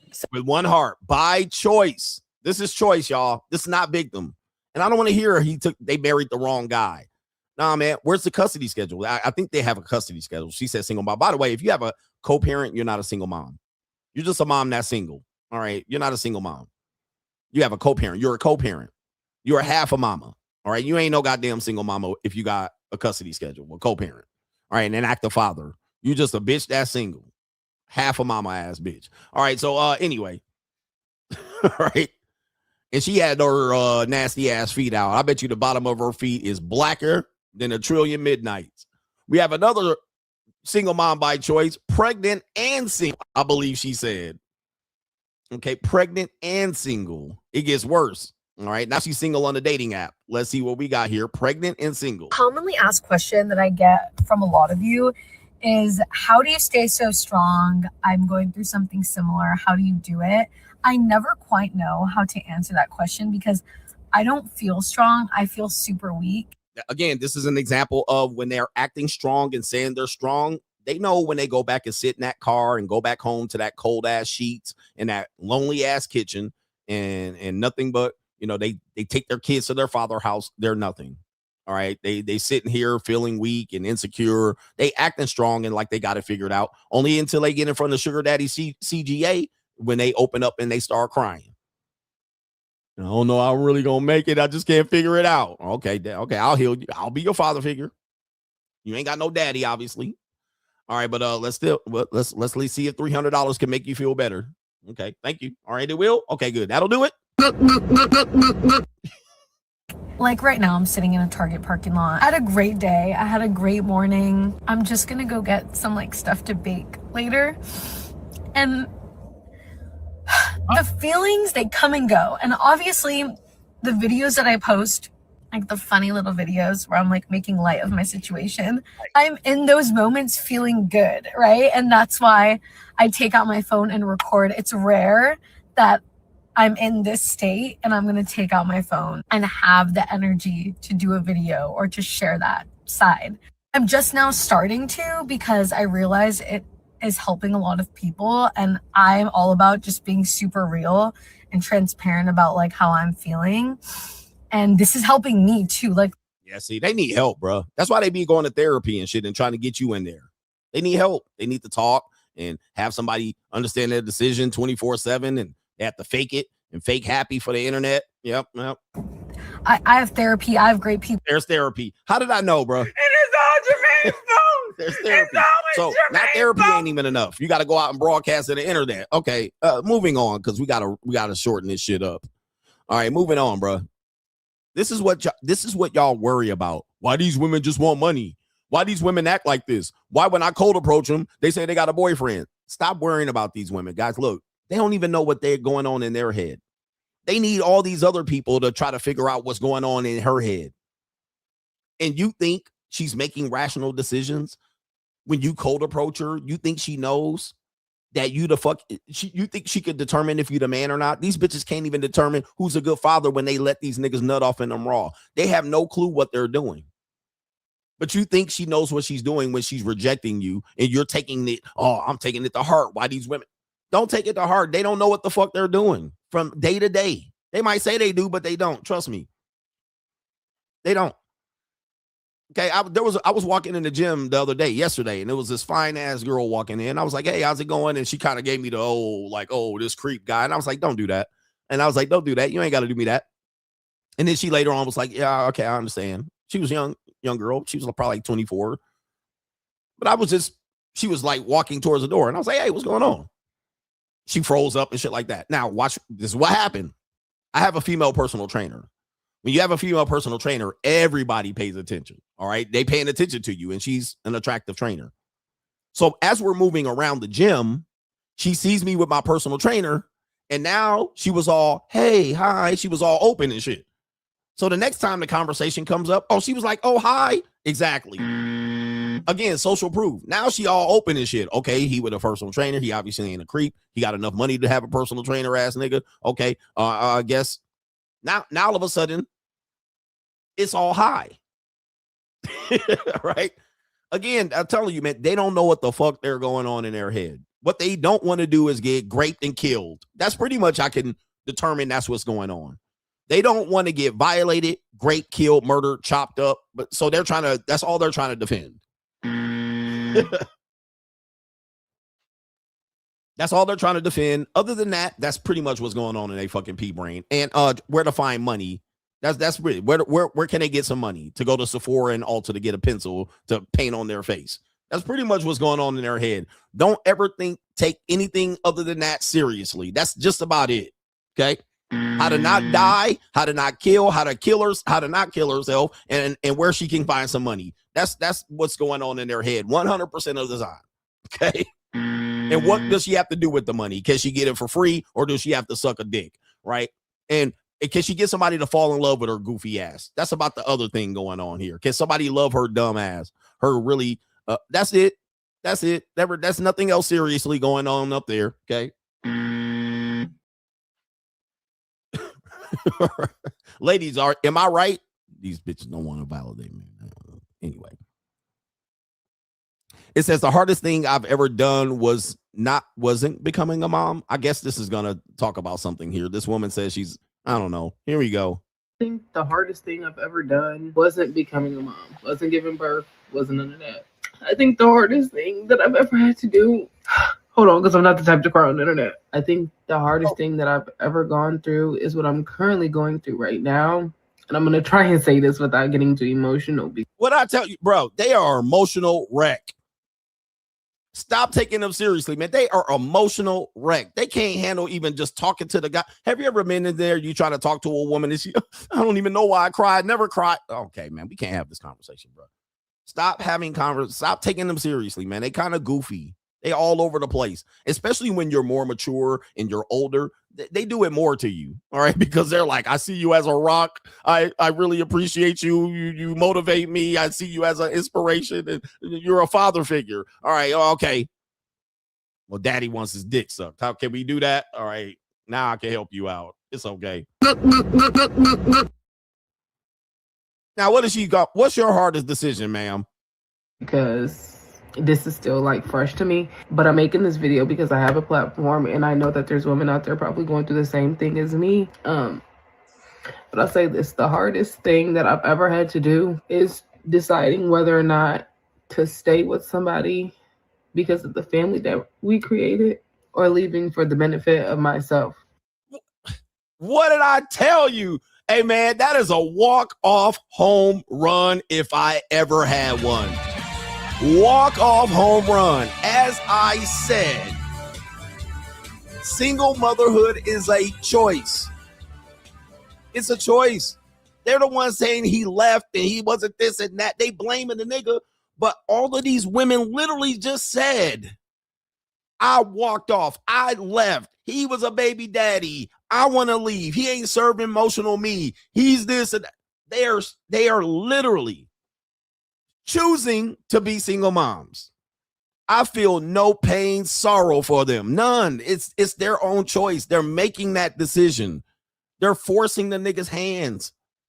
They're the one trying to exercise the hypergamy. I'm going to get somebody better. They're making the choice. I mean, it's sad, bro. Not all women have to make that choice. All right, she chose the bum ass nigga then. Come on. She chose to open her legs. I don't know what to tell you, man. I mean, it is what it is. Single motherhood is a choice. Anyway, shout out to Blue Baggins. Appreciate you for your contribution over there. All right, I don't even need to play the video. You know where that was going. She gonna destroy the whole shit because it's not serving me, and I feel like, shut up. All right, shut up. Nigga, just be quiet and listen. All right, wrong sound effect. All right, anyway. Shut up! All right, Hombre Lobo says, need advice from the coach gang and the gang. He says, I'm getting told that I need to leave Alabama and that I need to move to Brazil or Colombia. I'm living 30 miles outside of Birmingham on 2 acres with a couple of bedrooms, 3 bathrooms for $1,600 a month. Keep getting told I should sell and leave. Need y'all's help. Why are they making you sell? He says, also, I'm very fortunate, a very fortunate 50-year-old, no wife, no kids. Why are they telling you to move? That's the real question. That's the real question. Eddie Love says, I'm in a bind, Nate. And Hombre Lobo, what's the question? Should you sell or what are you going? Whether go to Brazil or Colombia? What's the actual question? I'm actually curious. Well, if I had a question, I mean, he said location maxing. He said, leave Alabama. Yeah, I would not live in Alabama, bro. Shout out to everybody that lives in Alabama, but Alabama, nigga, oh, you choose to live in Alabama? Nigga, Alabama to me is like, I was forced to live in Alabama. Anybody in Alabama in here? Like, I would not live in Alabama or Mississippi. Them 2 places I know I can't live. There ain't no way I could survive living in Alabama or Mississippi. Like those 2 places, that's like North and South Dakota. Like I could just strike them the fuck off the list. Let's just say I was like, let me see who I can live in. Let me research all the states. I can start with Alabama, Mississippi, North and South Dakota, and then go from there. I don't even need to look. I wouldn't even need to look. Okay, where I'm not going. All right, those 4 states, and start with Alabama. Start with Mississippi first, then Alabama, then North Dakota, then South Dakota. We can start right there. No need to even look. Shout out to our brother Maurice says, I'm learning. Your videos help me. Shout out to you. We got to all learn. I learned too. All right, anyway. Anybody else live somewhere that you wouldn't want to live? All right, these places, man. United States, some of these places. United States really is a culmination of 10 good cities and everything else is shit. All right, 10 good cities and the rest of America. All right, anyway. Shout out to our brother Kalen says, he says, though you deserve to, there's some of the breaks you do. You deserve the breaks you do. I don't mind your long streams. I'm sure the real Coach Gang supporters would agree. You give a lot of valuable information for your streams to even be short. Sometimes your long streams are necessary. It is necessary. Thank you, man. I'm gonna tell you why it's necessary is because, you know, when you do a short form content, there's so many things that you can't cover in any particular topic that your comment section is going to be full of people talking about what point you missed. Well, you didn't mention this, and this is somewhat you're generalizing in it. So you got 8-10-minute video, let alone the 35-second videos. All right, you can't get your point across in 140 characters. So then people then go in there and call you an idiot because you didn't talk about this, and it's difficult. So when I do with my live streams is try to prevent people from trying to do the little red herring, try to find the one thing I didn't cover as thoroughly as I possibly could, so that I don't leave room for error. because they're looking for that one thing you didn't cover in your fucking 13-minute video on YouTube. Well, you said this, but what I don't agree with is what, and they will pull up some shit. What you missed is, and what you don't know about, and let me educate you about. And I'm like, nigga, I know that. There's only so much I can say, though. All right, anyway, shout out to our brother Hustle Every Day says, independent contractor Niggy, no money back on a tax return. I hustle every day and spread love to the coach gang. Women out here in cat suits because taxes hit in Louisiana. He says, I hate it when a girl asks, what do you do? He said, bitch, he says, are you giving me that punani if we leave together? Just expect to give me sloppy seconds or sloppy as a pay for everything. If you with me, nosy B, just enjoy a good thing. 100%. Ladies, get some conversation going on here. Y'all boring. And when you get leverage over women, they are I'm telling you guys, get leverage over women. They don't have much to offer. They be scrambling and scraping for shit. Because they used to dealing with bum ass niggas, right? And they like, so they started to be like, well, I don't cook or clean. Bitch, I don't need you to cook or clean. And I don't want to do this and I ain't gonna do that. I don't need you to do all that. And in their world, they're like, this is fantastic. So I could just be me and we can enjoy off vibes. They all got vibes. Let me tell you something. 9 out of 10 of y'all women don't got no vibes. Y'all boring. Y'all goddamn y'all a damn bill. You're a bill. You don't have vibes. You're a bill.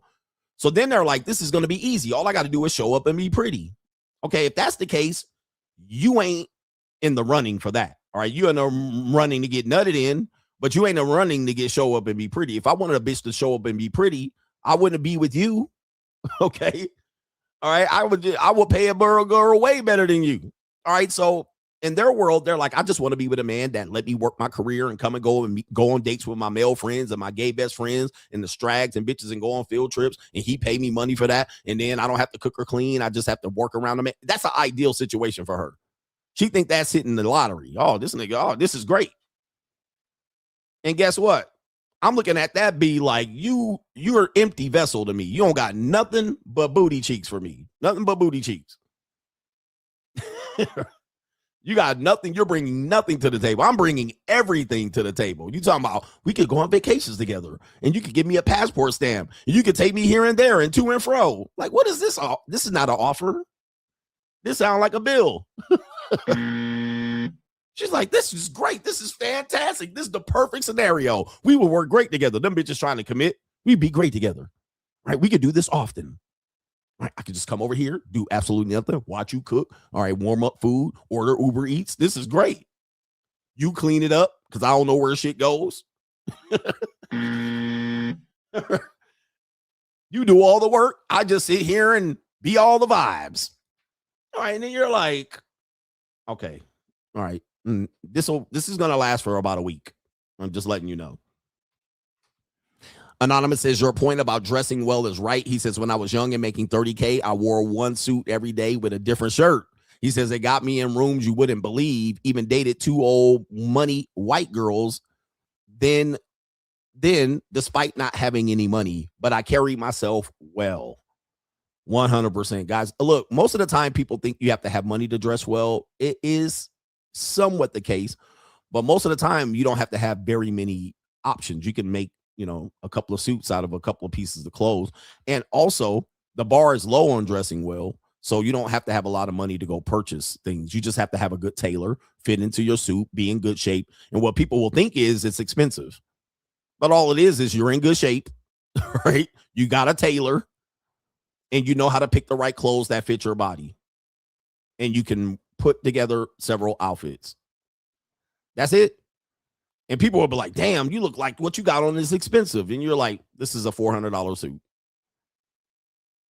$400 suit. It's just tailored. It's just tailored and it ain't all hanging off my fucking body. And it's not black. It's not black or plain black or blue. Because you ever see them Jewish guys? Jewish guys can't dress. They get a coat right off the rack and the shit be dusty. It'd be a dusty black sports coat. And be like hanging over all big on them and shit. You ever seen them niggas? All right, they be having their yarmulke on with a big old sloppy, dusty ass black sports coat. I'm like, brush that shit off, nigga. Like, what the fuck? Take that shit to the cleaners, nigga, and tailor that shit up. You look ridiculous, nigga, with that white shirt on. What the fuck? And clean them goddamn shoes up, nigga. Put some shoe polish on them shoes. Them niggas look crazy, bruh. I'm like, what the hell, nigga? Did you try? Even with a suit on, you look crazy as a motherfucker. That shit look dusty, nigga. This shit ain't never been to the cleaners, nigga. All right, somebody said tailors cost money. Are you being serious, bro? I hope you ain't being serious, nigga. Again, y'all niggas will spend money on video game and weed and vape, and then tell me some shit is expensive. Tailors are cheaper than a motherfucker, bro. You can get a bitch to tailor some shit for under $100.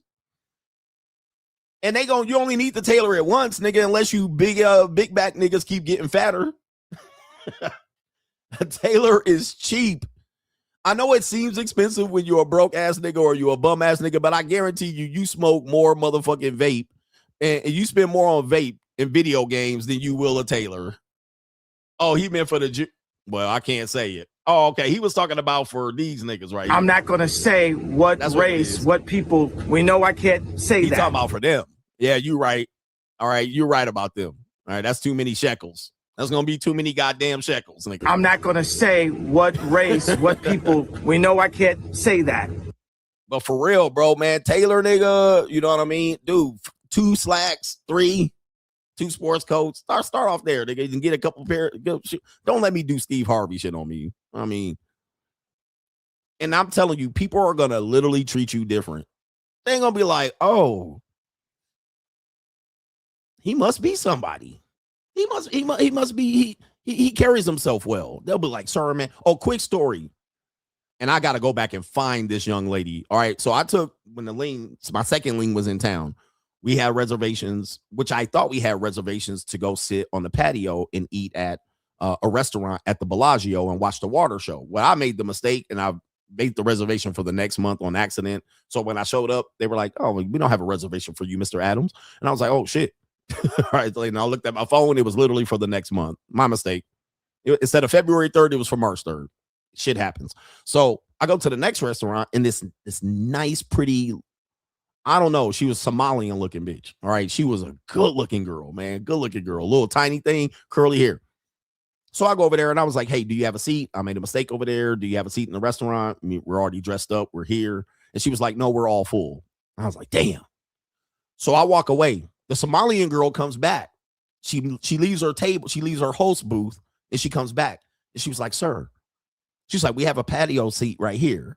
Like really prime motherfucking location. She was like, we do have a patio seat. It'll be $150 each minimum, but we do have a seat for you. And I'm dressed up. So she literally pulled out $50, greased her palm. I was like, thank you, baby. And it was showtime. So she literally saved us. But I was dressed properly. I was dressed for the show. All right. She was like, hey, sir, I just wanted to help. And then she was like, could you fix this my behind? All right. And guess what? The whole night, she cutting eyes at me, bro. I had to catch her ass a couple times. Because she was looking over, bro. She was looking over. She was like, and I was like, ooh, I'm coming back for her. I'm coming back. All right. I was like, I'm going to have to find that little thing right there. I know where she worked. I'm going to have a gentleman's night out with there and go down there dressed up and be like, can I have a seat at the bar? All right. Where's that little motherfucking Somalian girl at? But what happened was I was leaving with the Lingley. We were going up the escalator and I turned back around and she was watching. She was looking. Then she saw me turn around. She cut her eyes down. I was like, I got her. I'm coming back. CGA coming back for that little hope. Anyway, I'm going to come back and I'm going to be like, hi, how you doing? She's going to be looking at me like this. Wait a minute. Who are you? She going to be looking at me like, who you, nigga? Who you? I'd be like, remember I was here about 2 weeks ago and you got me that seat on the patio and I gave you that $50 bill to your hand. Remember me? She going to be like, wait a minute. Who are you? She going to be like, stranger danger. I don't remember. No, sorry. Well, anyway, sir, can I help you? Wait a minute. Who are you? The point of it is, gentlemen, always close. Whatever you want, never wait. Even if you're like, oh, I got a girl with me, she gonna say no. Nah, she ready. Just close right there, nigga. I'll be like, hey, I'm gonna come back. Here's my card. Call me later. All right. Because if you think she gonna remember your motherfucking ass 2, 3, 4 weeks later, you wrong, nigga. She don't remember you. Wait a minute. She done seen 100 niggas dress well. She don't remember you, nigga. And she on a different period. Her whole biochemistry different. She don't know who the fuck going on. She done seen many of people come and go. She like, who, what, when, where, and how, nigga. What she was attracted to 2 weeks ago, she ain't attracted to today. All right, so don't ever, nigga, think that a bitch gonna remember you. I'm gonna come back to the store and she gonna remember me. You're gonna be like, hi, remember I came and asked you if you had a extra box of Winter Fresh Tide? She gonna be like, I don't remember. I've had 100 people ask me for shit. What do you want? Can I help you? All right. Somebody said she would have said yes, absolutely. If I would have been like, hey, listen, she from out of town. I live here. I'm local. Here's my card. Let me get your number real quick. She would have said, okay, here. You know, like she would have gave it to me right there with the other girl there. No problem. And then she would have had to figure it out later. She would have had to be like, okay, I'm leaving this nigga on red. The nerve of this nigga. All right, anyway. Or she would have been like, this nigga somebody. You never know. Anyway. Shout out to the Coach Gang. Let me check the chats before we go. I got to get on with this show. I got to go feed Nova. Got coaching calls. Got meetings with my team. Got binds to fix. I got to go take a shower, get to the gym, and live the free agent lifestyle. That's everything. Shout out to y'all. Thank you for the support. Hit up my website, GregAdams.1. Get your discounts before it expires. Peace.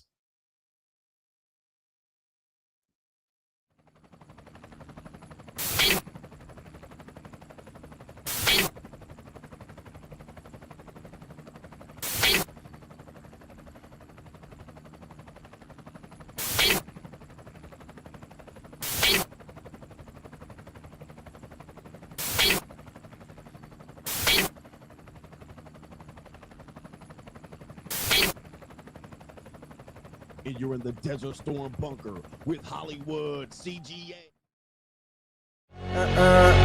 Yeah. Legends ain't born, they built from the grind. From benches to banners, we sharpen the mind. We sharpen the sword and promise and swore that we going hard and leaving it all on the floor. Hey, yeah, we going hard and leaving it all on the floor. Hey, yeah, we going hard and leaving it all on the floor. Legends ain't born, they built from the grind. From benches to banners, we sharpen the mind. We sharpen the sword and promise and swore that we going hard and leaving it all on the floor.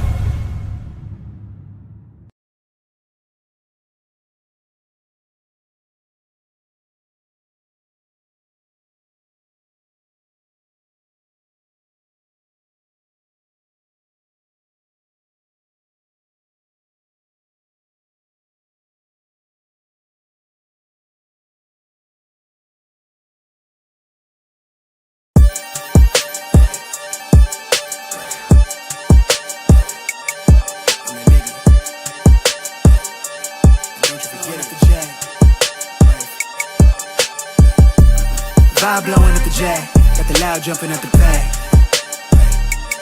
Everything I'm on slack. Everything I do is got the bands jumping at the bag. Vibe blowing at my jack, got the loud jumping at the bag. Everything I'm on slack. Everything I do is got the bands jumping at the bag. Another milestone, look at that. Paper boy, got my paper route till I'm 6 down on my back. I'm an old soul like my dad. My old girl's still a fan. And yo girl at the live show, so don't act like I ain't the man. I'm kicking my feet up, get frank like Aretha. I'm calm, but I'm teed up, just flip me a stack. The re-up just doubled up off of the muscle, I stuck to the task. They see me, I'm troubled, I'm bubbling up till it's stuck. And they want me to stay where I'm at. I'm good everywhere that I'm stepping, my presence is crucial. You know that this shit not on trend. On a big wave, I'm controlling the tide. Snake eyes when you rolling the dice. So with the stakes inside, I could never take another nigga advice. They can't reach the sky, I'm aiming up high. I just wanna know what it's like. Y'all know what it's like, I come from outside of this. Out the quicksand, I'm the big man, doing big things. Cop a big change, up a state lines, doing stage dives on cam. It ain't no limit to my vision. Check the temp, I'm on fire with it. Got the bands jumping out the bag, Prosecco on ice. I'm nobody nice. I'ma run up a check. Demand my respect. I'm doing the most. I never quit. They want me to quit. I'm good as it come, I'm good as it gets. Vibe blowing.